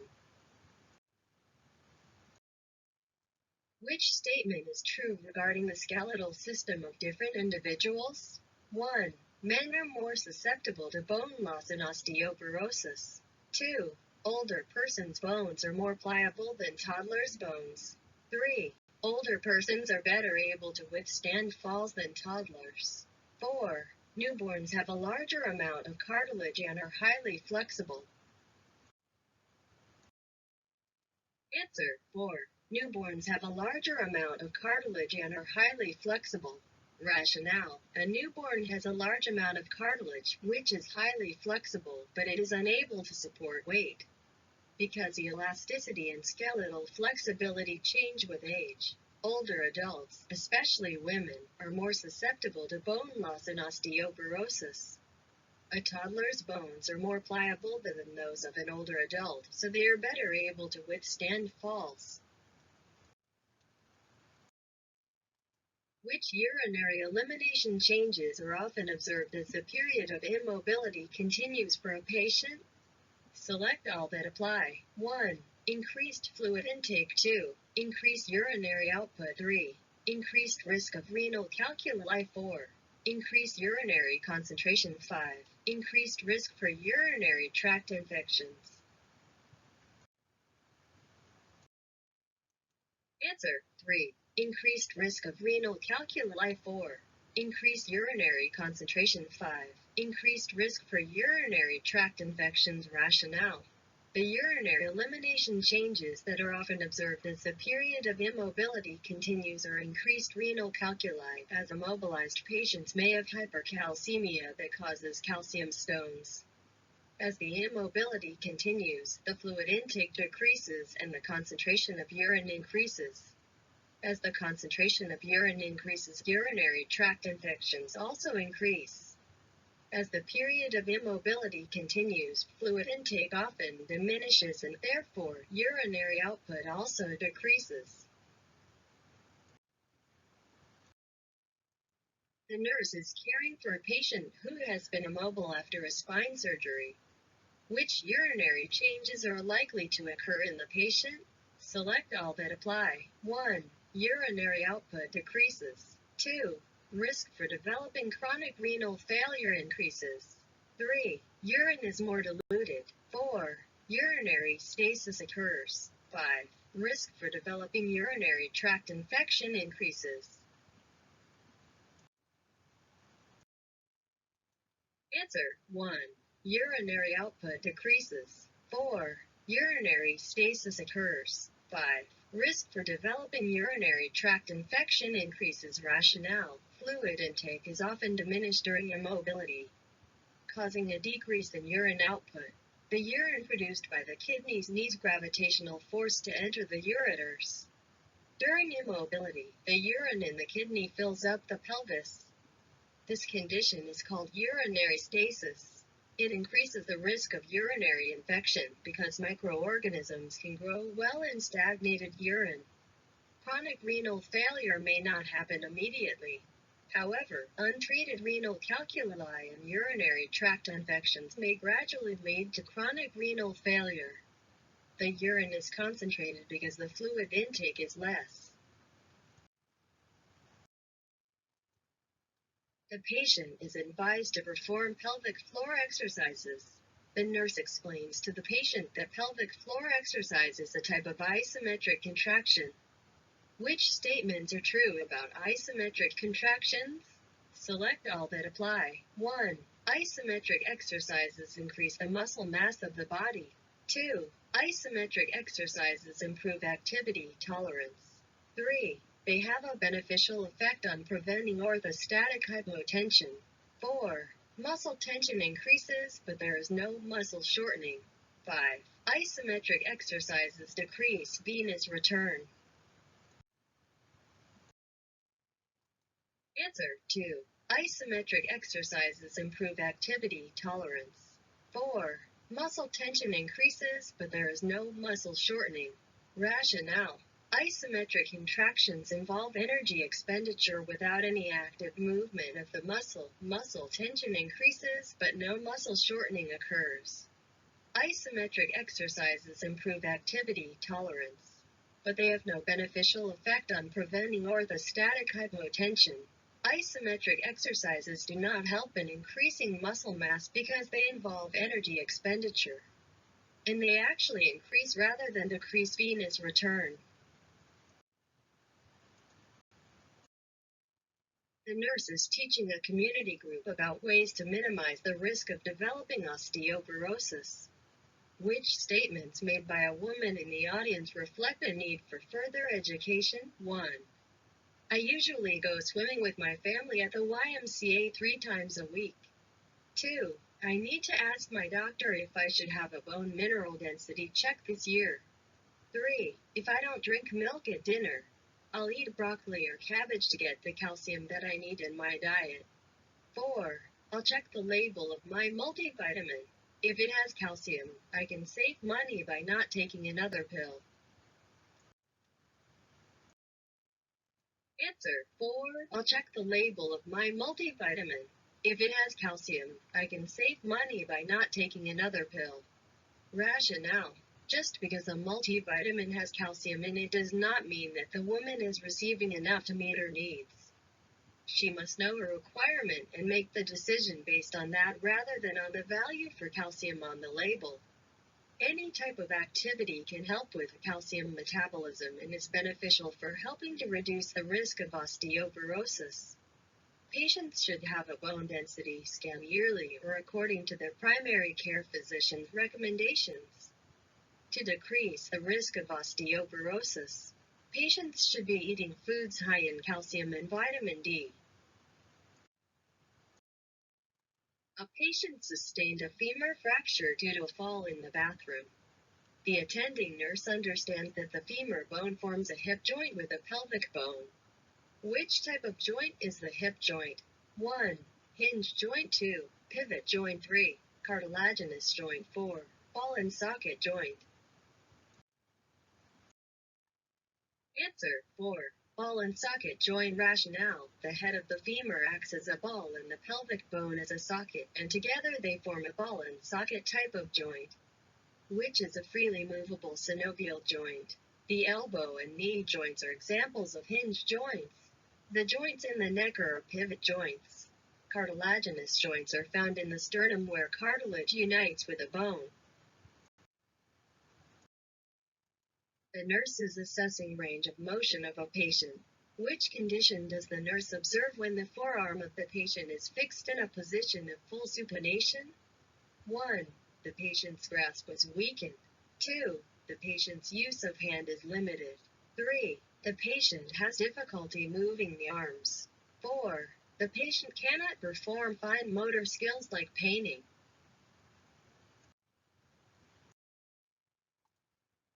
Answer 2. The patient's use of hand is limited. Rationale. Most functions of the hand are best carried out with the forearm in moderate pronation.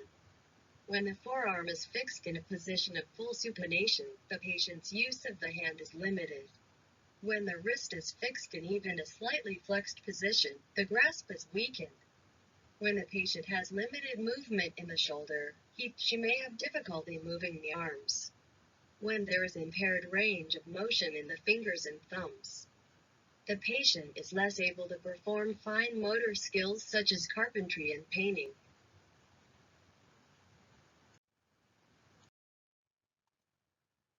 The nurse is caring for a bedridden patient. The nurse understands that immobility results in many metabolic changes. Which metabolic changes may be found in this patient? Select all that apply. 1. Low calcium levels in the blood. 2. Negative nitrogen balance. 3. Decrease in the basal metabolic rate. 4. Decreased appetite and slowing of peristalsis. 5. Increased muscle mass due to tissue anabolism. Answer 2. Negative nitrogen balance. 3. Decrease in the basal metabolic rate. 4. Decreased appetite and slowing of peristalsis. Rationale. A patient confined to bed may have a negative nitrogen balance because the body excretes more nitrogen than it ingests through proteins. The basal metabolic rate (BMR) may decrease as a result of reduced food intake. A patient confined to bed experiences decreased appetite and slowing of peristalsis in response to the low BMR. Immobility also results in calcium resorption from bones, in which the calcium is released into circulation, resulting in hypercalcemia. The muscle mass may decrease due to tissue catabolism. Which physiological changes are observed in a patient when the head of a hospital bed is elevated to 60 degrees? Select all that apply. 1. Formation of pressure ulcers. 2. Skin remains against the sheets. 3. Increased blood flow in the blood vessels. 4. Blood vessels in the underlying tissues are strengthened. 5. Bony skeleton moves forward towards the foot of the bed. Answer 1. Formation of pressure ulcers. 2. Skin remains against the sheets. 5. Bony skeleton moves forward towards the foot of the bed. Rationale: when the head of the hospital bed is elevated. Pressure ulcers often develop with the undermined tissue. When the bed is elevated to 60 degrees, gravity pulls the patient so that bony skeleton moves towards the foot of the bed while the skin remains against the sheet. The blood vessels in the underlying tissue are not strengthened. Instead, they are stretched and damaged, resulting in the impeded blood flow to the deeper tissues and blood vessels. Which statement made by a nursing student regarding the 3 planes of the body involved in maximum movement requires correction? 1. Some joint movements are specific to each plane. 2. In the frontal plane, movements are abduction of arms. 3. In the sagittal plane, movements are pronation and supination. 4. In the transverse plane, movements are internal and external rotation of hips. Answer: 3. In the sagittal plane, movements are pronation and supination. Rationale: in the sagittal plane, movements are flexion and extension of fingers and elbows. Ligaments, muscles, and the nature of the joint limit mobility in each of the planes, but some joint movements are specific to each plane. In the frontal plane, movements are abduction and adduction of arms and legs. In the transverse plane, the movements are internal and external rotation of hips, pronation, and supination.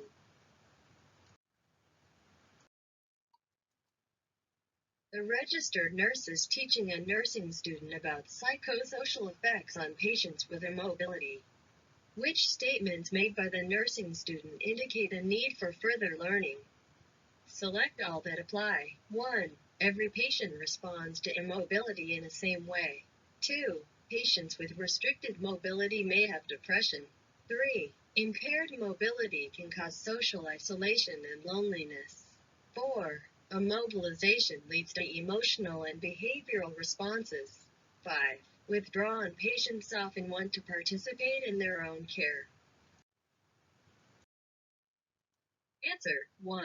Every patient responds to immobility in the same way. 5. Withdrawn patients often want to participate in their own care. Rationale: every patient responds to immobility in a different way. Withdrawn patients often do not want to participate in their own care. Patients with restricted mobility may experience depression. Impaired mobility can cause social isolation and loneliness. Immobilization often leads to emotional and behavioral responses, sensory alterations, and changes in coping. Which metabolic changes are observed in immobile patients? 1. Increased appetite. 2. Increased peristalsis. 3. Increased metabolic rate. 4. Increased nitrogen levels.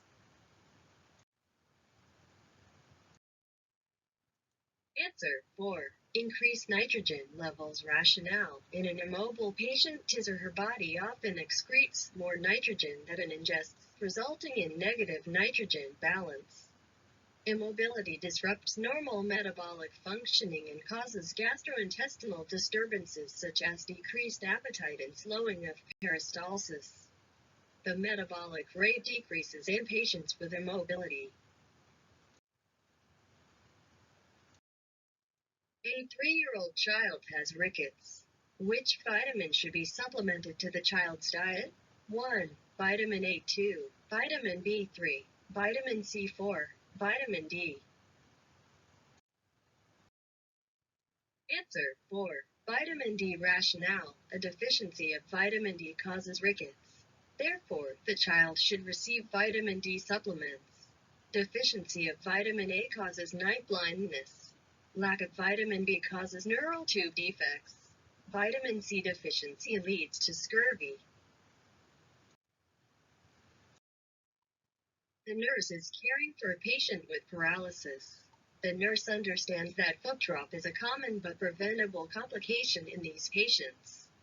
Which statements are true about foot drop? Select all that apply. 1. Foot drop is a type of debilitating contracture. 2. The foot is permanently fixed in dorsiflexion position. 3. The patient is unable to lift the toes off the ground. 4. Patients with left or right side paralysis are at increased risk of developing foot drop. 5. Foot drop can be treated with regular physiotherapy.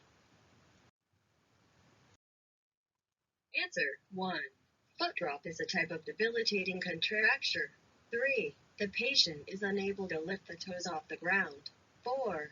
Patients with left or right side paralysis are at increased risk of developing foot drop. Rationale: foot drop is the most common type of debilitating contracture. The patient is unable to lift the toes from the ground, making it difficult to ambulate. Patients who have suffered a right or left-sided paralysis are at increased risk of developing foot drop due to immobility. The foot is permanently fixed in plantar flexion.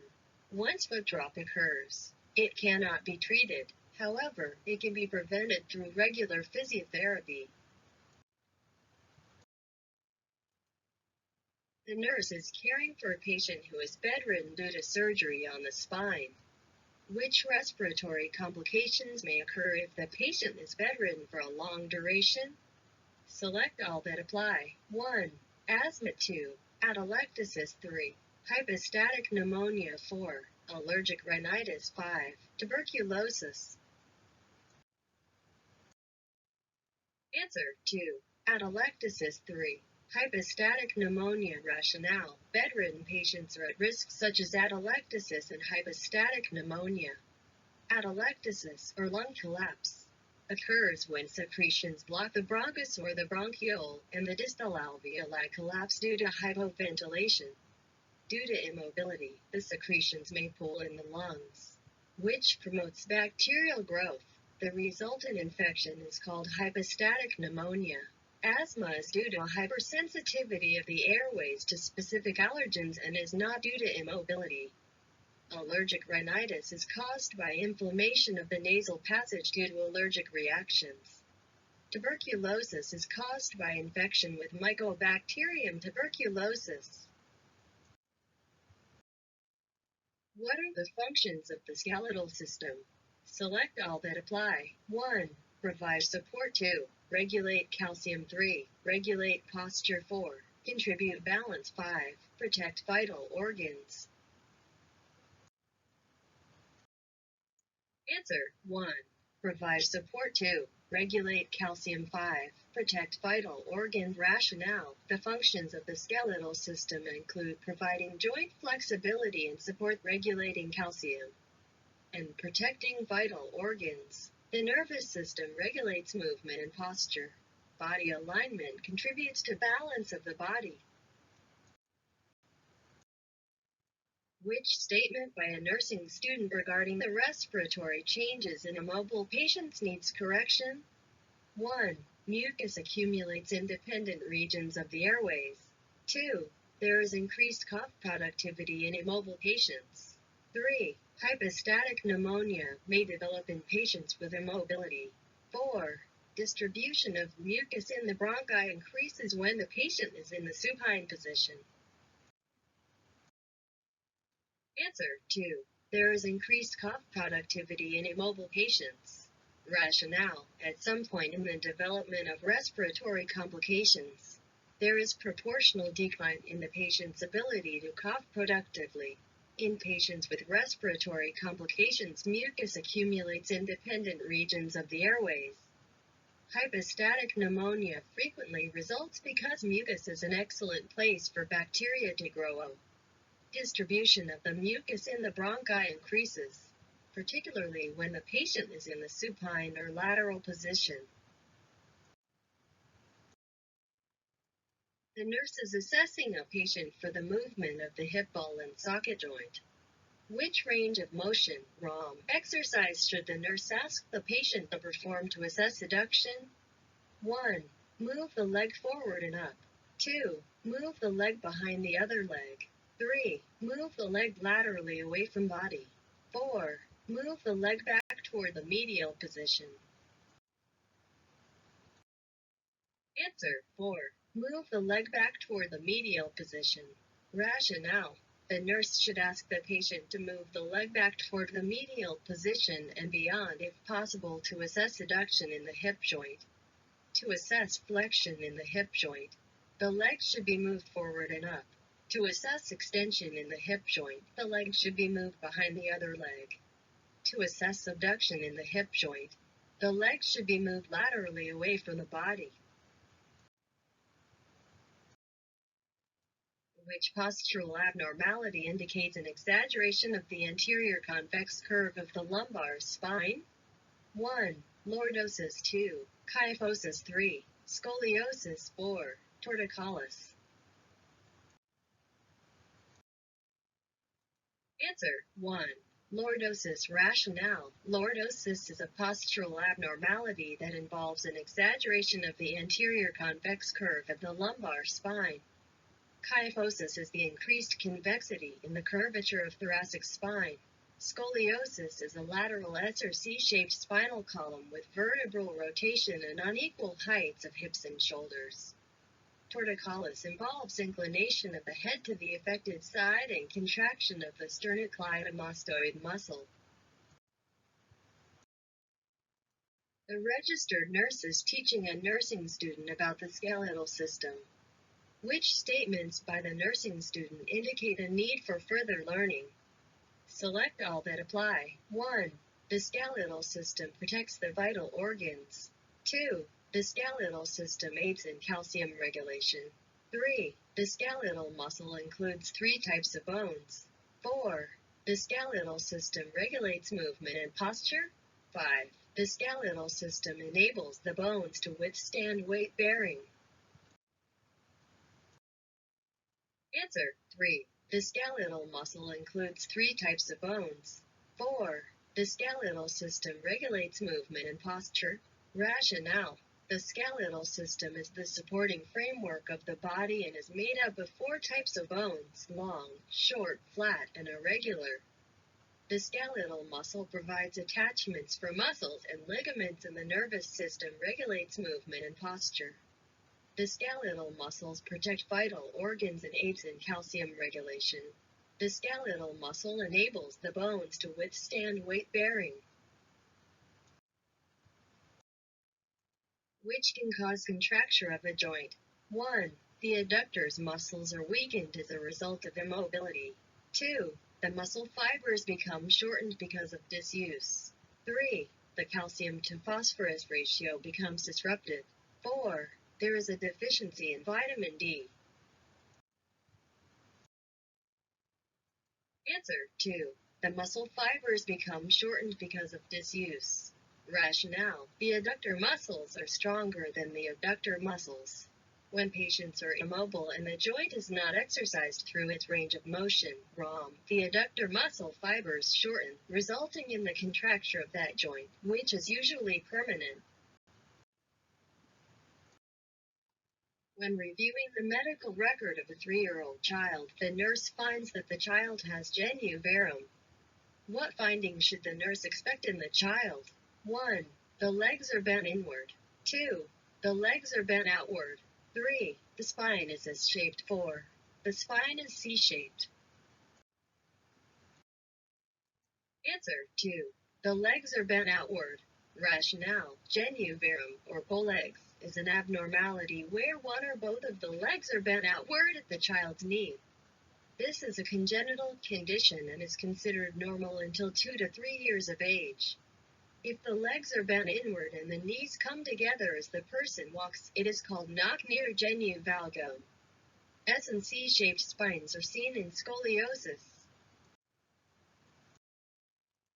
When assessing a patient, the nurse observes that the patient's legs are curved inward while walking. Which abnormality should the nurse anticipate in the patient? 1. Bow legs. 2. Foot drop. 3. Knock-knee. 4. Congenital hip dysplasia. Answer 3. Knock-knee. Rationale. Knock-knee is the abnormality that curves the legs inward so that knees come together while walking. Patients with bow legs have legs that bend outward at the knee. Foot drop is the inability to dorsiflex and invert the foot because of peroneal nerve damage. Congenital hip dysplasia is an abnormality in which hip instability is seen with a limited abduction of the hips. A 60-year-old female patient sustained a femur fracture due to a fall in the bathroom. The patient complains of severe pain. Which mineral supplement is likely to be added to the patient's prescription to manage osteoporosis? 1. Zinc 2, calcium 3, sodium 4, iron. Answer 2.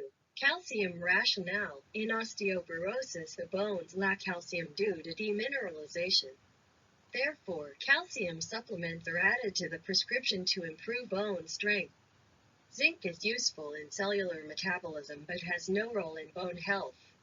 Sodium is important for cells to function but has no role in promoting bone health. Iron is needed for hemoglobin production. It does not help in managing osteoporosis related to bone changes. The nurse is reviewing the data of patients who have undergone surgery. Which patient would be at the highest risk of orthostatic hypotension based on the given data? 1. Patient an appendectomy 3 days bed rest. 2. Patient B lobotomy 10 days bed rest. 3. Patient C hip replacement 20 days bed rest. 4. Patient D bypass surgery 15 days bed rest. Answer 3. Patient C hip replacement 20 days bed rest. Rationale. The longer the duration of a patient's immobility, the higher the risk is for orthostatic hypotension. Therefore, the patient who underwent hip replacement and required bed rest for 20 days would be at the highest risk of orthostatic hypotension. Which statement is true regarding muscle abnormalities? 1. Muscle abnormalities can affect body alignment. 2. Muscle abnormalities affect the central nervous system of the body. 3. Muscle abnormalities cause degeneration of skeletal muscle fibers.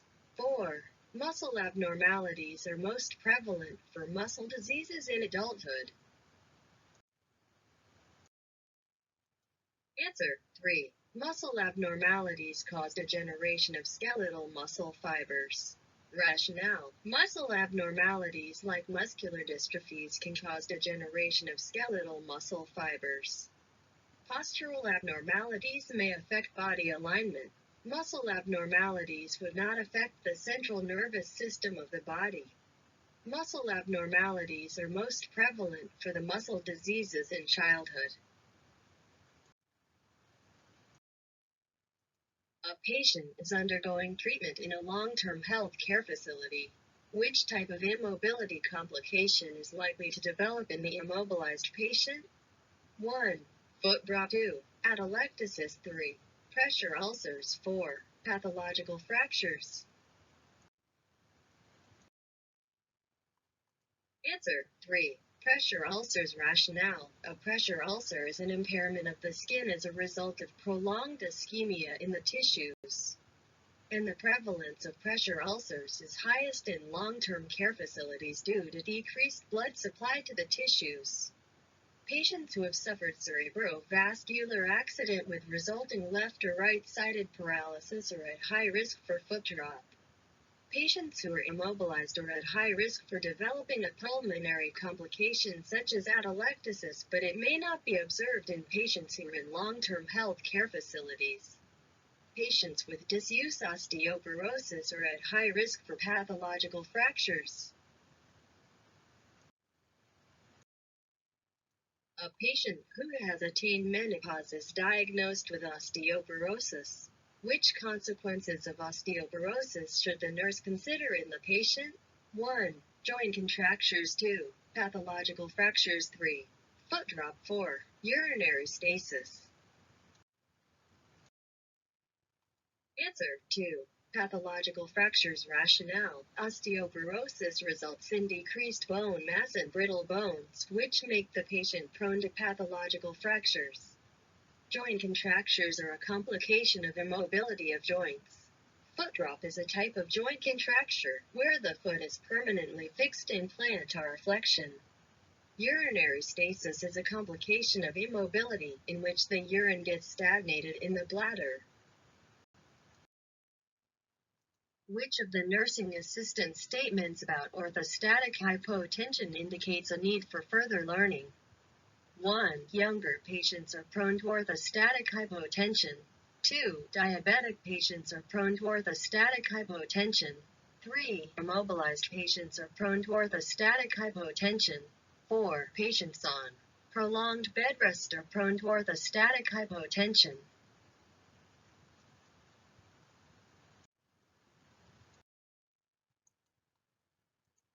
Answer: 1. Younger patients are prone to orthostatic hypotension. Rationale: older, not younger, patients are prone to orthostatic hypotension. The other statements indicate understanding. Patients with chronic illnesses, such as diabetes mellitus, are prone to orthostatic hypotension. Patients who are immobilized or who are on prolonged bed rest are also prone to orthostatic hypotension.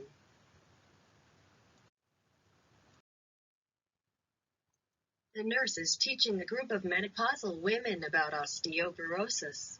What are some causes of osteoporosis? Select all that apply. 1. Lack of exercise. 2. Brittle bones. 3. Decreased estrogen levels. 4. Increase in bone mass. 5. Increased resorption of bone tissue.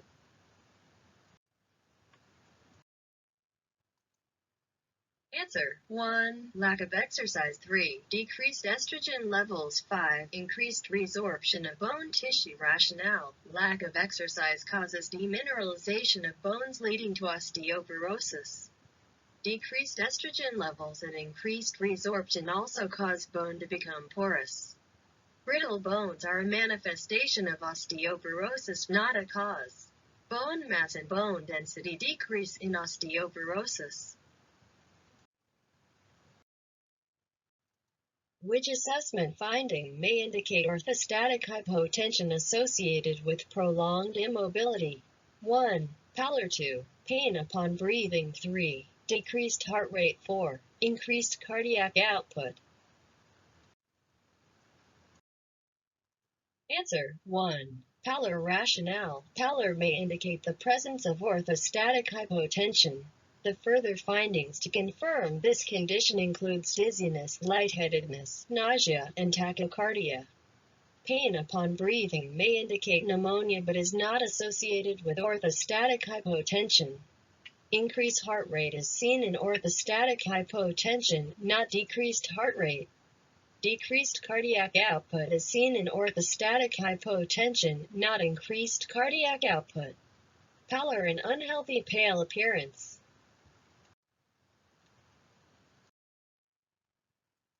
What are the signs and symptoms of orthostatic hypotension? Select all that apply. 1. Pallor. 2. Fainting. 3. Diarrhea. 4. Dizziness. 5. Bradycardia.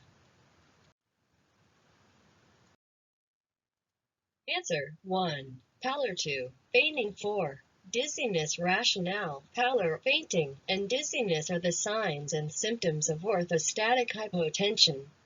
Diarrhea and bradycardia may indicate other disorders. A patient on bed rest for several days attempts to walk with assistance. He becomes dizzy and nauseated. His pulse rate jumps from 85 beats per minute to 110 beats per minute. Of what are these most likely symptoms? 1. Rebound hypertension. 2. Orthostatic hypotension. 3. Dysfunctional proprioception. 4. Central nervous system, CNS rebound hypotension.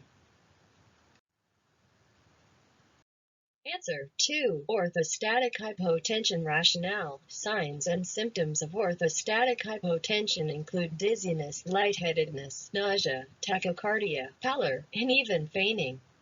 Rebound hypertension is caused by abruptly discontinuing certain drugs such as beta blockers. Dysfunctional proprioception is the patient's lack of awareness of the position of certain body parts. CNS rebound hypotension can be caused by cerebrospinal fluid leakage or certain drugs. A nurse is assessing a patient with activity intolerance for possible orthostatic hypotension. Which finding will help confirm orthostatic hypotension? A. Blood pressure sitting 120/64. Blood pressure 140/70 standing. B. Blood pressure sitting 126/64. Blood pressure 120/58 standing. C. Blood pressure sitting 130/60. Blood pressure 110/60 standing. D. Blood pressure sitting 140/60. Blood pressure 130/54 standing.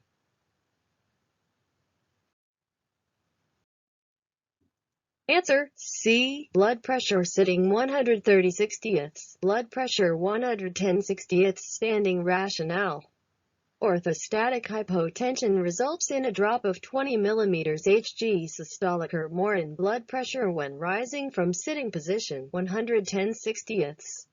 120 to 140 means the blood pressure increased rather than dropped. 126 to 120 is only a 6 points difference. 140 to 130 is only a 10 points difference. A nurse is caring for a patient who has some immobility from non-inflammatory joint degeneration. The nurse is teaching the patient about this process. Which information will the nurse include in the teaching session? A. This will affect synovial fluid. B. This will affect the body systemically. C. This involves mostly non-weight-bearing joints. D. This involves overgrowth of bone at the articular ends. Answer: D. This involves overgrowth of bone at the articular ends. Rationale: joint degeneration, which can occur with inflammatory and non-inflammatory disease, is marked by changes in articular cartilage combined with overgrowth of bone at the articular ends. Degenerative changes commonly affect weight-bearing joints. Synovial fluid is normal in non-inflammatory diseases. Inflammatory joint disease, e.g., arthritis, is characterized by inflammation or destruction of the synovial membrane and articular cartilage and by systemic signs of inflammation. While assessing a patient with a head injury, the nurse suspects damage to the central nervous system, CNS. Why should the nurse assess the patient's voluntary movements? Select all that apply. 1. Damage to any part of the central nervous system, CNS, that regulates voluntary movement causes fractures.